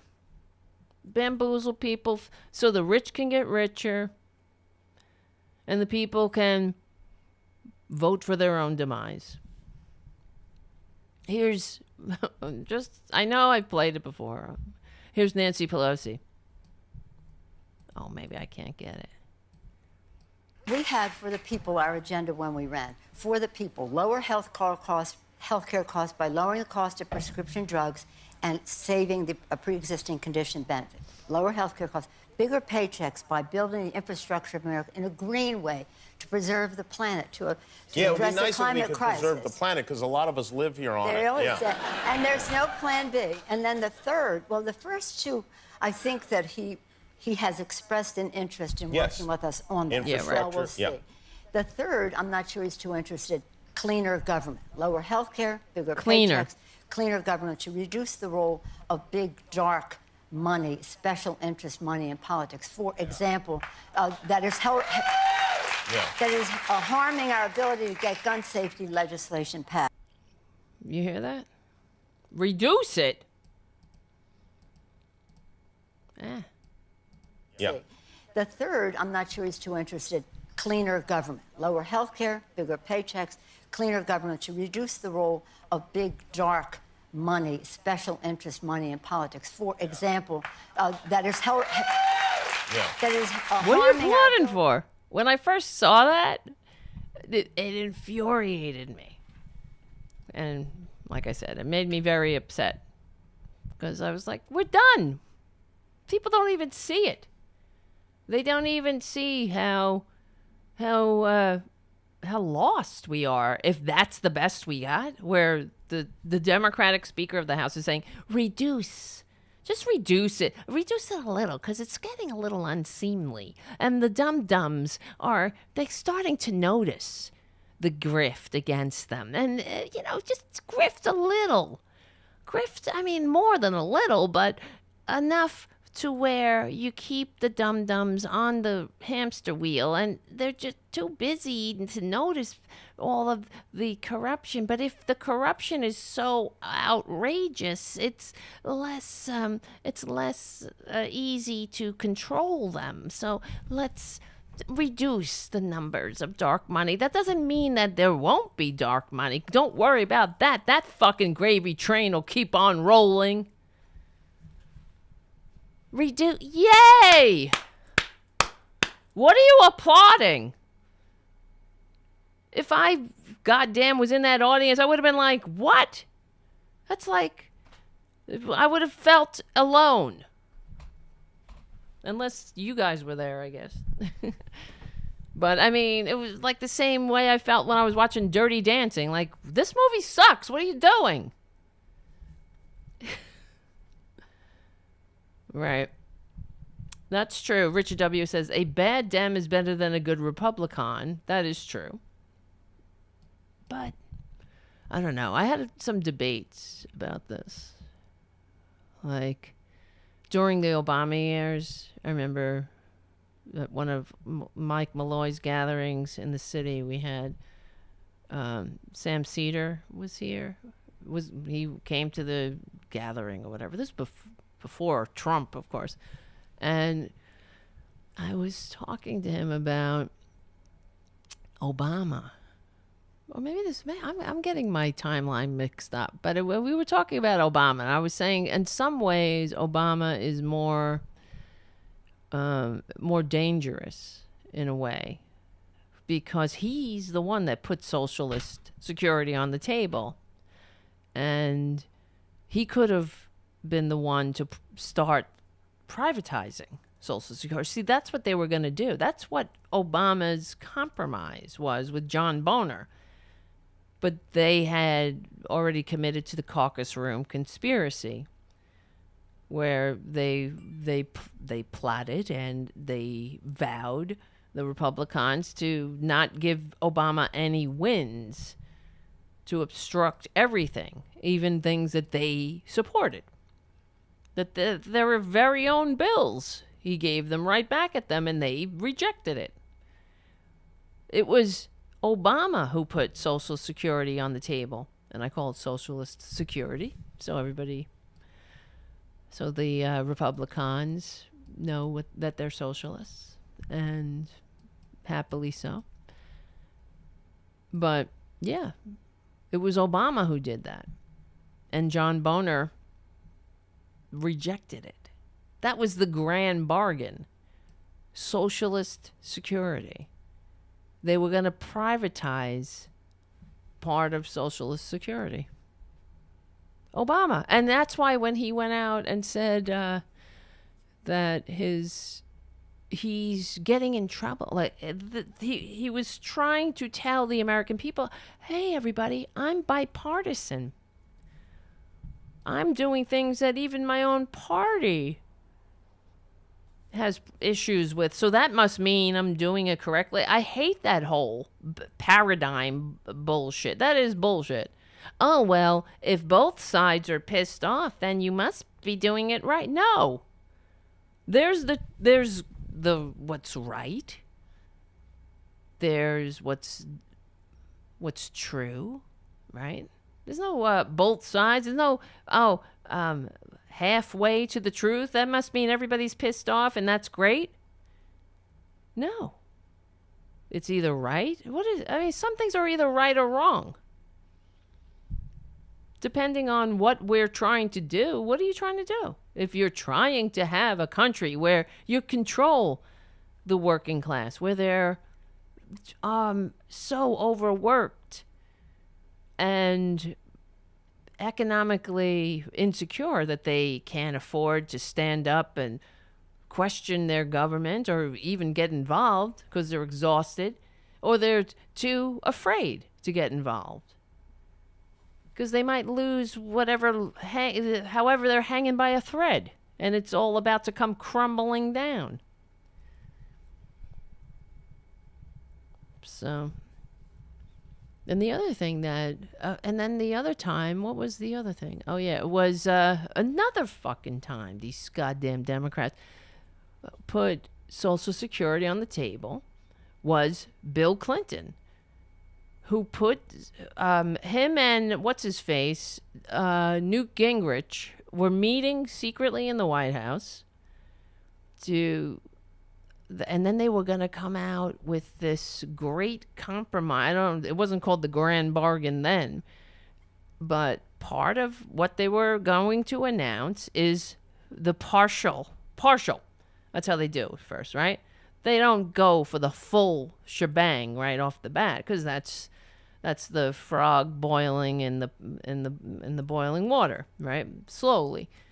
You don't do it right off the bat. Like in Nazi Germany, they thought they were free. Incremental. Being governed by surprise. One great thing where everybody gets into the streets never happens because it's all incremental. But that was Clinton. He and Newt Gingrich were going to announce, because they had been meeting secretly in the White House, to come up with this plan, a bipartisan plan to fuck us all over royally. But they got there anyway. But they were going to come out and announce this great bipartisan plan of screwing over the American people. And right before they were going to announce it, like the weekend or whenever it broke, the story of Monica Lewinsky broke. And that's when it was shelved. Okay? So we can say, thank you, Monica Lewinsky, because she really took one for the American people and also saved us. I mean, really. That's what she did. Her fling with Bill Clinton was luck. We lucked out. The American people lucked out there. Just like many other things, when we haven't been lucky, I always think about FDR. If he didn't die, at the time, I should say, I'm sure he'd be dead now, but if he didn't have such an untimely death, we would be living in a much different country. We would already have universal health care. We would have FDR's second Bill of Rights. There is no doubt in my mind that he would have made that, not with the help of the American people after World War II, especially. That's how the English got their health system, their universal health care. We won the war. We stuck together and won the war We survived. Now we're going to take care of each other. That's how they promoted it. Not here in the United States of serfs and lords, though. Oh my God. There's so many problems. All right. Let's stop memory lane. Let's just listen. Not listen, but, well, listen to me. Listen. Let's talk about Twitler duping his dupes. And that's all it is. I'm not surprised. Why would we be? I'm sure you're not surprised. And thank you, Richard W., for your super chat. All right? Jim and Haku and Deborah and Richard W. Thank you, Richard. Another great show, Tara. Thank you, Richard. You make me feel better. In one ear, I have Richard W., and then the other, well, I guess it would be eye, not ear, because I'm looking at it. And then the other, I have WM. Telling me I'm disgusting.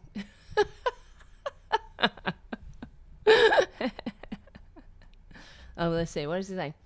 Keep pretending Mitch McConnell is the problem and idiots like Nancy Pelosi have high moral ground. Who the fuck said that?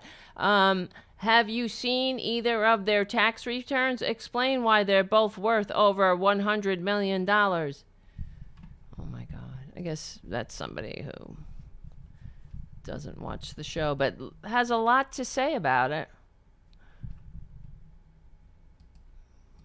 Ignorance, right?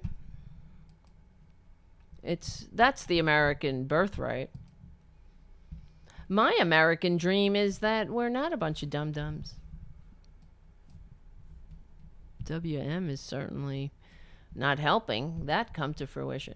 All right, where is it? Where is it? Okay, here it is. He's a scumbag. Trump and the Republicans. They're all scumbags because that's their standard bearer. They're protecting his ass. They love him. They will do whatever the hell he wants. They're destroying democracy in his name. And because this is what they always wanted to do. This has been the plan all along. And nothing says man of the people like robbing the people who support you, right? Just like Twitler was the number one, the largest, how do you put this? The greatest loser, the biggest loser, the biggest American taxpayer loser. It had to be somebody, and it was Trump. He lost more money than any other individual American taxpayer who didn't, and he didn't pay taxes. That's the thing. He got a return back because of the losses. He lost more money, and the government, I guess, licked his balls for it. So he's nothing says great businessman like that, right? Well, on top of 6 bankruptcies. And so this man, this great man of the people who loves the people so much, I don't know. You think there might be one instance in his entire loving the people history of being a decent person. Except there's history of him. It's all documented. Him kicking people out, attacking his the poor unfortunate residents in the tacky buildings that he owns that happen to be on Social Security. Him trying to kick these old people on fixed incomes, trying to kick them out of their apartments, using every trick in the book so he can rent. You know, it's just a couple of... That's a man of the people for you, though. He's all about the people. He loves the people, don't you know? Doing it all for the people. Wait, hold on. Where the hell is this damn thing? That's 2 hours already. Hope you like the show. I hope you like it. I know WM doesn't, but who cares? That means that's a good sign. All right, here's from the New York Times. Online donors were guided. Trump, okay. How Trump steered supporters into unwitting donations. Online donors were guided into weekly recurring contributions. Demands for refunds spiked. Complaints to banks and credit card companies soared. But the money kept rolling in and helped keep Donald Trump's struggling campaign afloat. Yeah, that says a man of the people, right? Didn't you know when you saw him hugging and humping that flag that he was working for you? Remember how he would say he would never leave the White House, he'd never go golfing, because there's so much work to do. He'd just be there working for you. You stupid. Oh, my God. You disgraces. So, the New York Times published Shane Goldmacher, I guess. Stacey Blatt was in hospice care last September, listening to Rush Limbaugh's dire warnings about how badly Trump's campaign needed money when he went online and chipped in everything he could. $500. It was a big sum for the 63-year-old battling cancer and living in Kansas City on less than $1,000 a month. But that single contribution, federal records show it was his first ever, quickly multiplied. Another $500 was withdrawn the next day, and then $500 the next week, and every week through mid-October without his knowledge, until Mr. Blatt's bank account had been depleted and frozen. When his utility and rent payments bounced, he called his brother for help. What the Blatts soon discovered was that $3,000 in withdrawals by the Trump campaign in less than 30 days. They called their bank and said that they were victims of fraud. It felt, Russell said, like it was a scam. You think, Russell? But what the Blatts believed was duplicity was actually an intentional scheme to boost revenues by the Trump campaign and the for-profit company that processed the online donations, called WinRed. Facing a cash crunch and getting badly outspent by the Democrats, the campaign had begun to set up recurring donations by default for online donors for every week until the election. Now, you know that's a scam. They did that because they knew that the people would miss the button and wouldn't press it. And by the time they figured out that they were being charged, it would be too late. Maybe some of them wouldn't figure it out at all. That's how Trump has run his entire life. Nothing says man of the people like a multi-level marketing vitamin scam that you leave people holding the bag. And we can go on. Nothing says man of the people like stiffing contractors.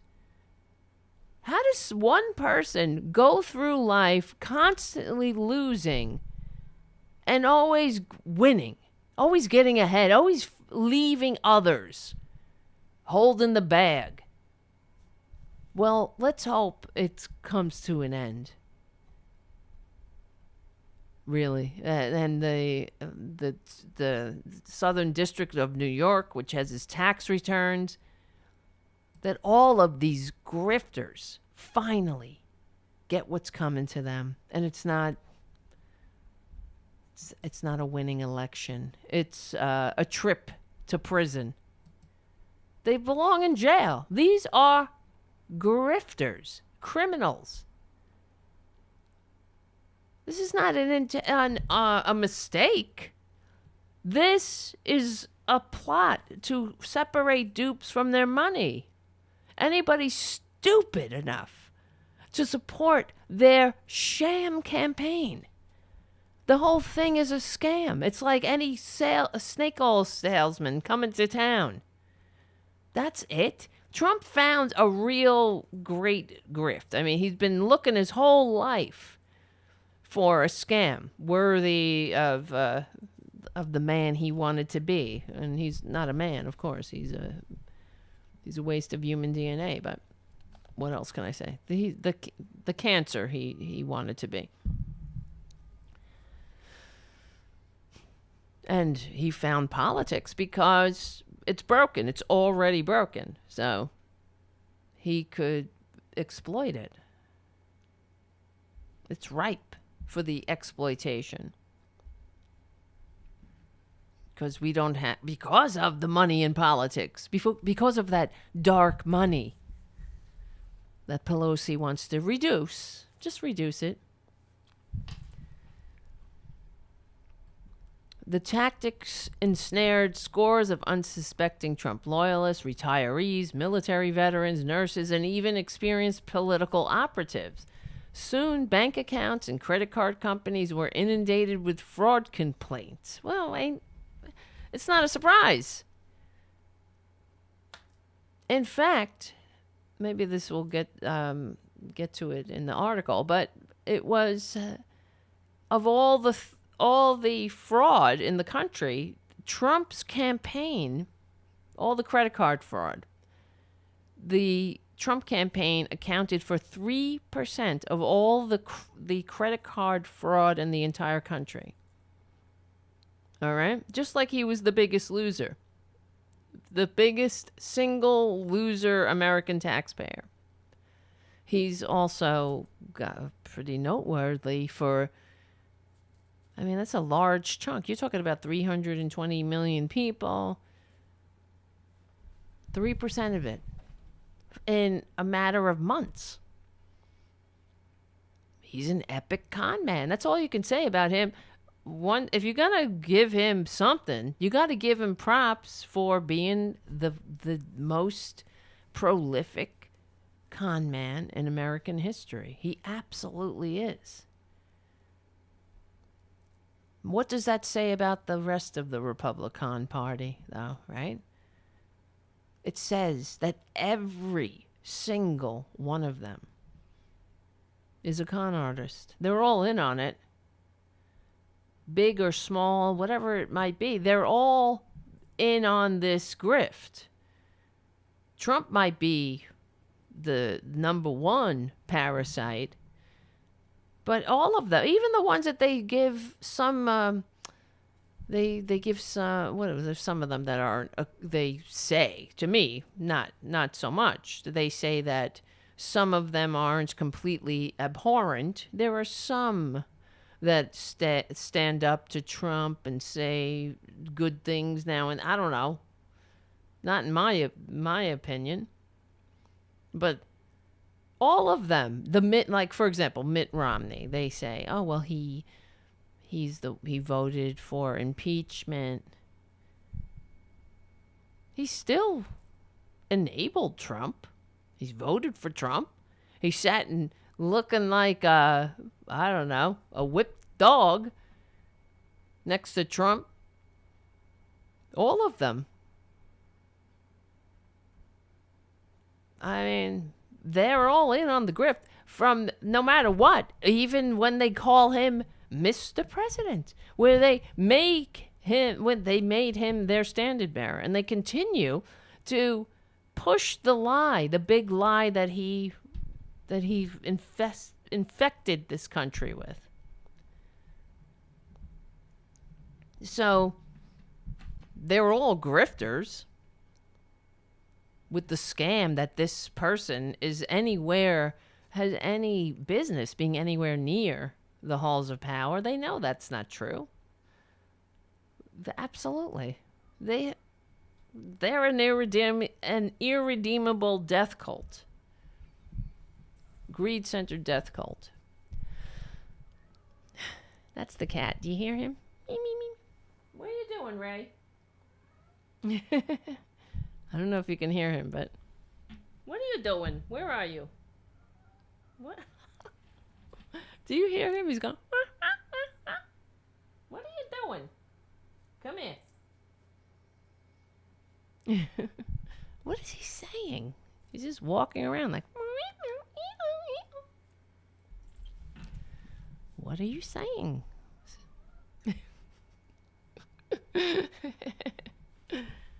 You're cute. What can I say? You're cute. You make me laugh. See?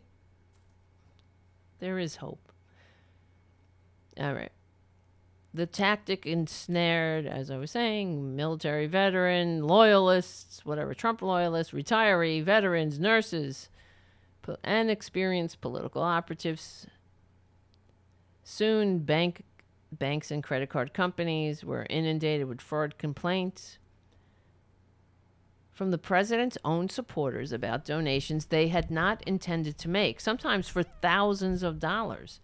Bandits, said Victor Amelino, a 78-year-old Californian who made a $990 online donation to Trump in early September via WinRed.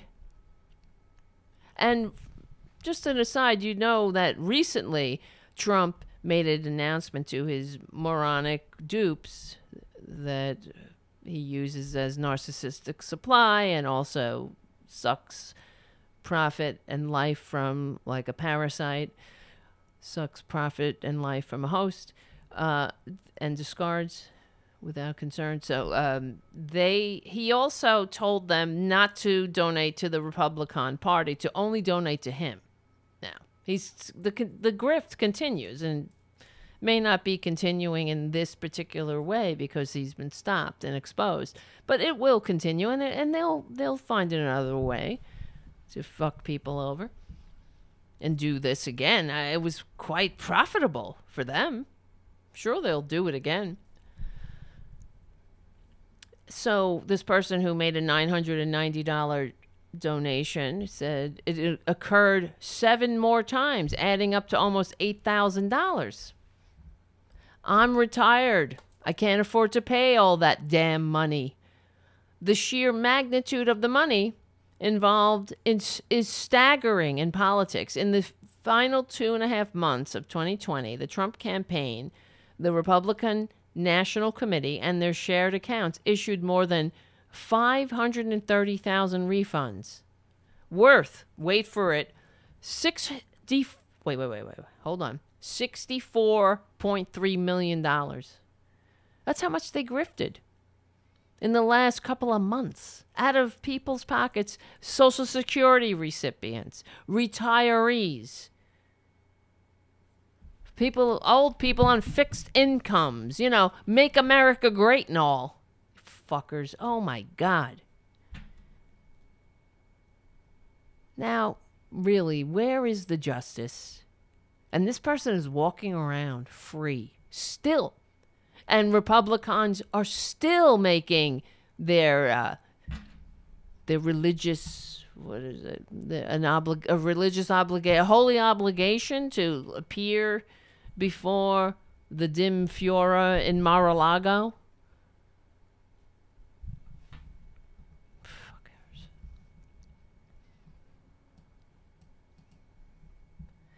All campaigns make here it is. All campaigns make refunds for various reasons, including to people who give more than the legal limit. But the sum the Trump operation refunded dwarfed that of Joseph R. Biden's campaign and his equivalent Democratic committees, which made 37,000 online refunds, totaling 5.6 million in that time. So 5.6 million, 64.3 million. The recurring donations swelled Mr. Trump's treasury in September and October, just as his finances were deteriorating. He was then able to use tens of millions of dollars he raised after the election under the guise of fighting his unfounded voter fraud claims to help cover the funds that he owed. You see? He's a scumbag scam artist. And he didn't pay this out of his own pocket. So they then use campaign funds to refund the people who he scammed. In effect, the money that Mr. Trump eventually had to refund amounted to an interest-free loan from the unwitting supporters at the most important juncture in the 2020 race. Unfreaking real. Marketers have long used ruses like pre-checked boxes to steer American consumers into unwanted purchases, like magazine subscriptions.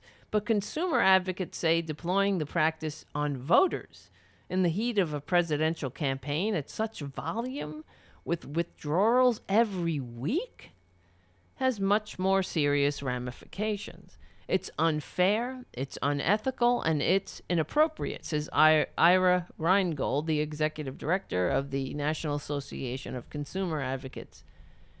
Harry Brignall, a user experience designer in London, who coined the term, quote, dark patterns for manipulative digital marketing practices, says that Trump's team's techniques were a classic of the deceptive design genre.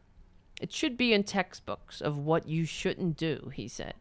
Political strategists, digital operatives, and campaign finance experts said that they could not recall ever seeing refunds at such scale. You see, because that's who Trump is. He's a con man. He's the epic, prolific, no holds barred, bottom feeding con man of all time. That's your so-called president. How dare this country pretend that this is anybody worthy of the title, of the honorifics that come with the office, that we have to continue to employ on this scumbag. They have a portrait of him hanging in the White House forever? Really? And his third trophy wife? That's a sign of how sick we are. We are, not them. Because that's who they are. They're scumbags. They're parasites. But what does it say about the country that makes the scumbag parasites their leader? My God, everything. Everything that we are, really, is that? That's the face we want to show the world. What's wrong with us? My God. Mr. Trump and the RNC and their shared accounts refunded far more money to online donors in the last election cycle than every federal Democratic candidate and committee in the country combined. Overall, the Trump operation refunded 10.7% of the money it raised on WinRed. The Biden operation refund rate on ActBlue, the parallel Democratic online donation processing platform, was 2%. Wow, look at this. And they put a graph together. Not that. Look at that. See?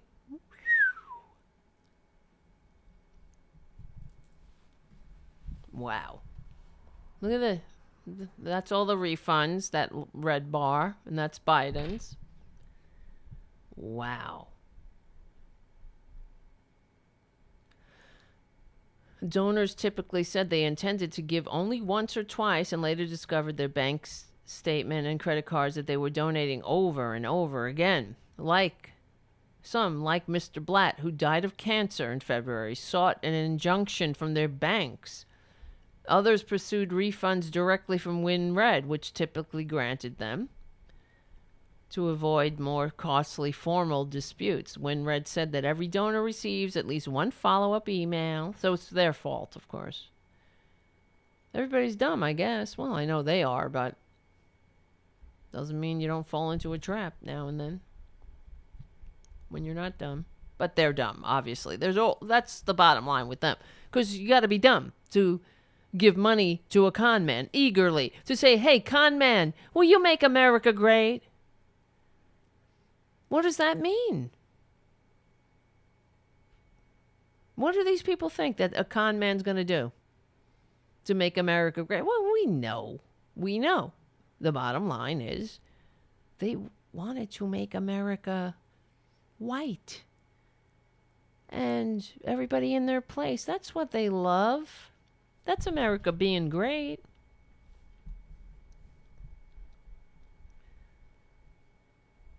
Look at this. So here's some of the illustrations. Let's see if I can make it a little bigger. Oh, wait, here. Beep, bop, boop, bop. Here's from The Verge. Trump used dark patterns to trick supporters into donating millions. So they have these images here, like the New York Times. So first it says, for example, make this a monthly recurring donation. So now you have to uncheck 2 boxes. See, there's already pre-checked. So if you miss that when you're doing your donate, and then you know that these people, a lot of them are older. They're not really tech or internet savvy. They don't know. They have to uncheck these boxes. Let's break the fundraising record on President Trump's birthday now. An additional, see this right underneath it, this additional donation will process on 6/14. So they make one donation one day, and then the next day it'll take another donation of whatever you donated. That's why we have to get money out of politics, okay? This is ridiculous. The 2 pre-checked yellow boxes would be a fixture for the rest of the campaign. Okay, so then we go, down. It changes the language in the first yellow box to withdraw recurring donations every week instead of every month. This is how it progressed, because he's greedy. It's like an addiction. It starts rolling in. Oh, it's monthly. Let's do it weekly. That's probably comes right from the top. You can hear Trump saying that. Make it weekly. Yeah, why not? Why not make it daily? Why don't you make it half a daily, every 8 hours? Just keep siphoning money, you parasite. You filthy fascist parasite. Taking. There is no human being in this country that has taken more from the American people, literally, figuratively, spiritually, emotionally, than that filthy con man and the Republican Party that enables it.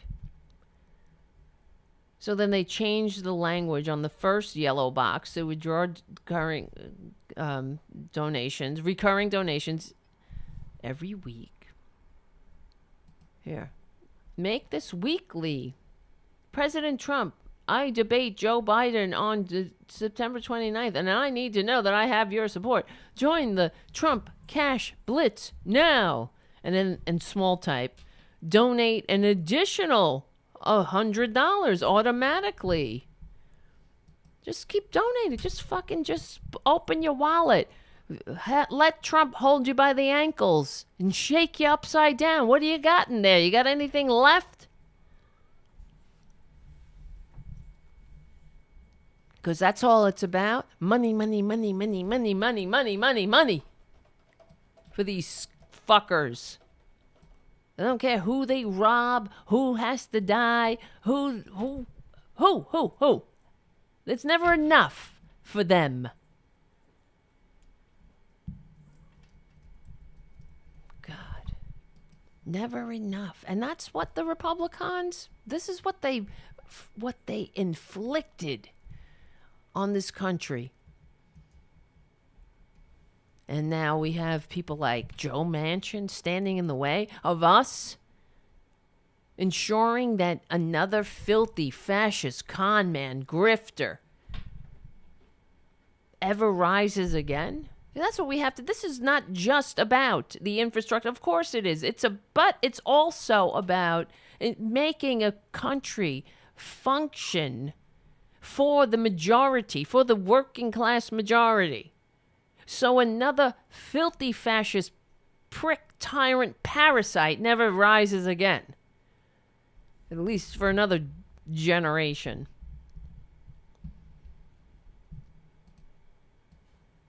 I don't feel good about turning down money because my whole life I've been greedy.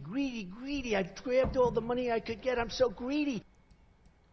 Fucking scumbag. So, the Times continues. You don't realize it until after everything is already in motion, said Bruce Turner, 72, of Gilbert, Arizona, whose wife's $1,000 donation, you stupid bitch, excuse me, in early October became $6,000 by election day. So in a month, they gave him, this grifter, this greedy grifter, $6,000. In a country where the majority is living check to check and can't save $400 freaking dollars. I don't feel good about turning down money because my whole life I've been greedy. I've grabbed all the money I could get. I'm so greedy. Oh my God, I can't wait till that son of a bitch, something happens to him. Go to jail, something, please. Go to jail and stroke out, okay? Oh, then we'll have to endure the Republican memorials to the scum. And then they'll be trying to pass all the kinds of voter suppression bills with his name on it.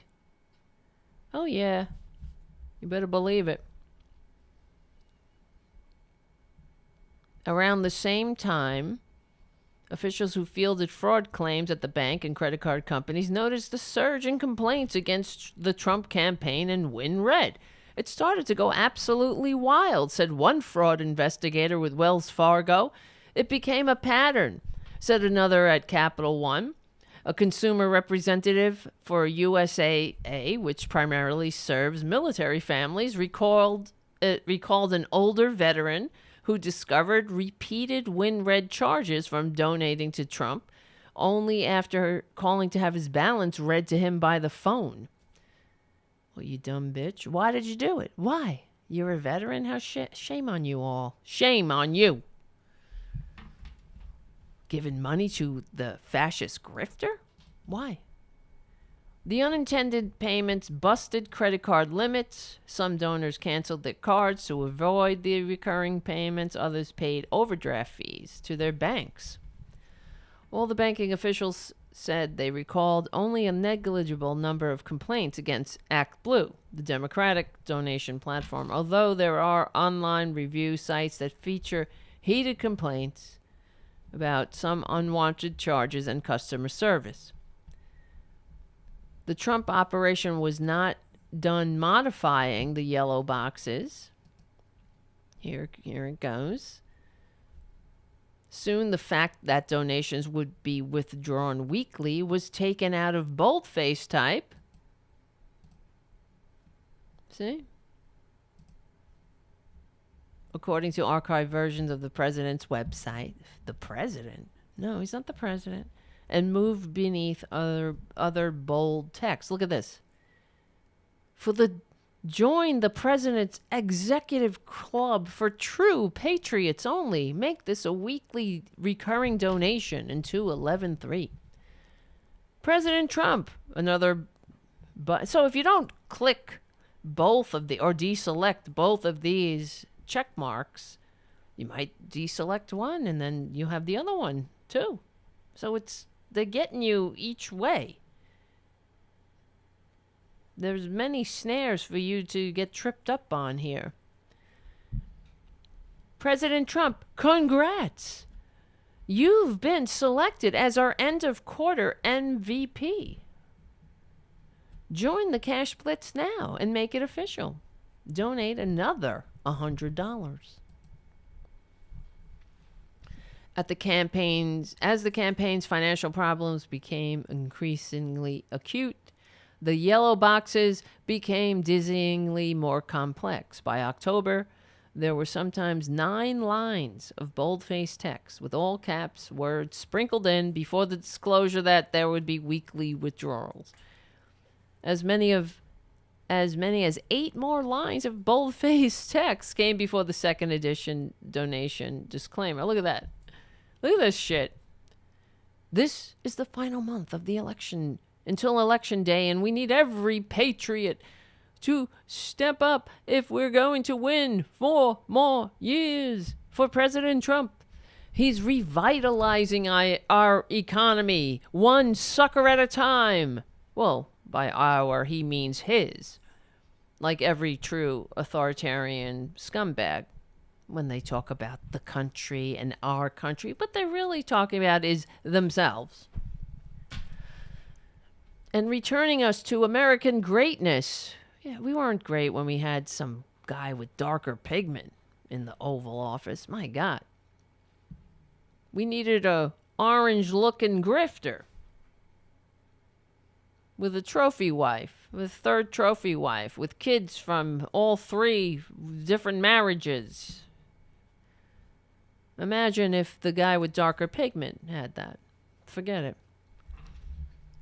This is your chance. Stand with Trump. Maximize your impact. Make this a weekly donation until make that increasingly smaller type so you don't realize. Donate an additional $100. I'm not done yet. I'm asking you to join Operation MAGA. Oh my God, these people. Even political professionals fall prey to the boxes. Jeff Kruff, an executive director at the Oregon Capitol Watch Foundation, a conservative group, said he had been very careful to uncheck recurring boxes, yet he missed the money bomb and got a second charge anyway. Until WinRed fixes their sneaky way of adding additional contributions to credit cards like they did to me, I won't use them again. Mr. Brignell, a user experience designer who also serves as an expert witness in legal cases involving misleading advertising, noted that a consumer rights directive in Europe prohibits companies from deploying a defaulted opt-in tactic for recurring payments. It's very easy for the eye to skip over. The only really meaningful information is that box is buried. Yep. Well, they did that on purpose. I can't read the whole thing because it's a long article. It's in the New York Times. Oh, my God.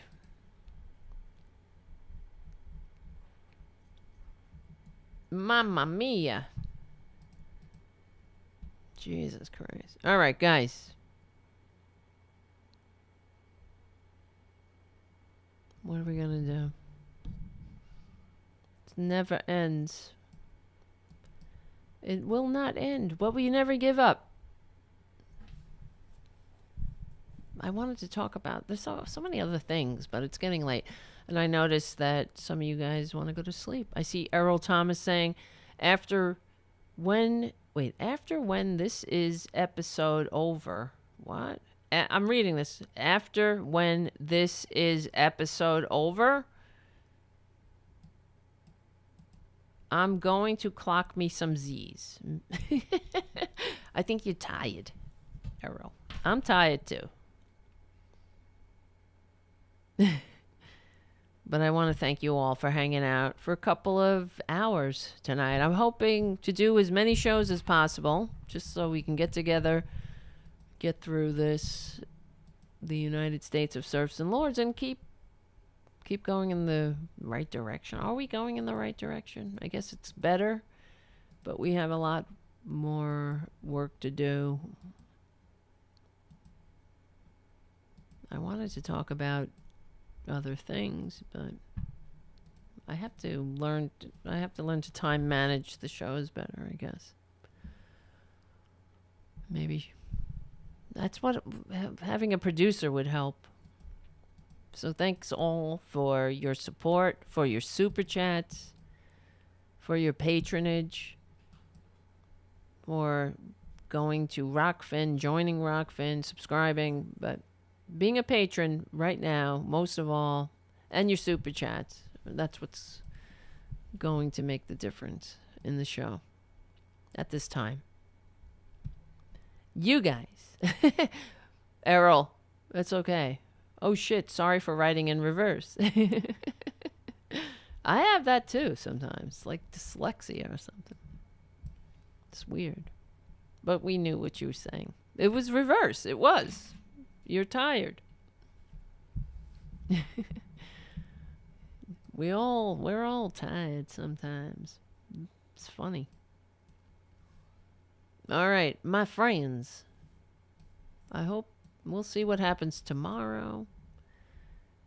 But remember, I want to thank you all. Please. Thank you. Really. Please and thank you for hanging out. For keeping me going. Yep. As Damask Cat says on the chat, Trump's an abuser, and we are the victims of his assault for over 4 years. This will take a long time to heal from.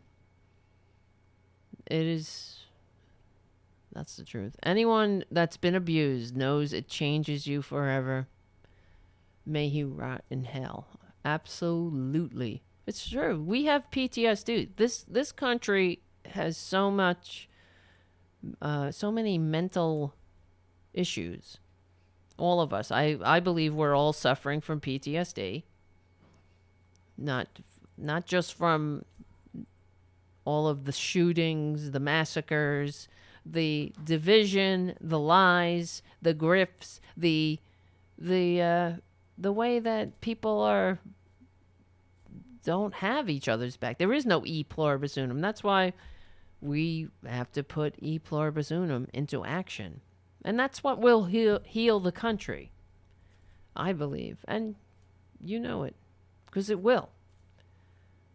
We need to look out for each other and care for each other. That's why universal health care, universal higher education, all of those things matter to heal the country. Because we're in this together. Unapologetically. My heart bleeds. That's the truth. And it should. Because that's patriotism. Oh God, what is Ray doing? He just knocked something over. Patriotism means that you care about your fellow Americans. You don't just care about yourself. You don't use your fellow Americans as hosts from which to suck profit and discard. You work so that everybody has a chance at a decent life. And when that happens, not that, there aren't sick people among us and stupid people and evil people and mean people and selfish people, but the point of us getting together in government and forming a government is to hopefully help bring out the better in each other and in the civilization, to make a civilization that we can truly be proud of. That we're in this together. We look at the mark of our success would be that the American people are enjoying a decent life. They're not struggling and scraping and working 3 uniquely American jobs. Not able to retire or not able to take a day off or a sick day or whatever. The time to be a human being. Jesus Christ, it's so damn simple. But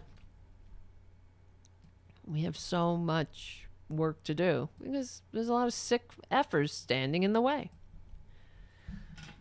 So it starts here. We get the word out. We change. Well, is it change? I'm not really into changing minds. More like it's because some people, their minds won't change. They're just stupid, racist. They don't care. But I don't know. A lot of people know. You know the truth. You hear the truth. It rings true in your heart. You know that when you say e pluribus unum, when we don't leave anybody behind, that rings true. Why should, just like we wouldn't leave somebody on the battlefield, we wouldn't leave them behind in sickness or in ignorance. But that would be the mark of civilization, where we would have something to boast about. To look, hey, we have a country where you can do things. You have culture, you have art, you have time, right? And that's the most precious commodity that none of us are getting back. Besides our life, right? The time ticking away. So are we here just to make a couple of people at the top very rich? I don't think so. You guys are great. Listen. You make me want to get out of bed in the morning, that's for sure. And remember, we will win. Because even Mitch McConnell has to pretend that he's like us. And we will win. And I want to thank you again for all your support. Thank you for your patronage. Thank you for becoming a patron at patreon.com/TaraDevlin. Thank you for your super chats. Thank you for sharing the show with your friends, and also giving the show a good review, and on and on and on. And joining me whenever that notification goes off and we're doing a live show. I really, really appreciate it and cannot do it without you. So thank you, because we will win. You remind me of that. We stick together. We win. We're on the right side of history. We're on the right side of decency, dignity, and democracy. My name is Tara Devlin. Thank you so much for hanging out, and I'll see you all very soon.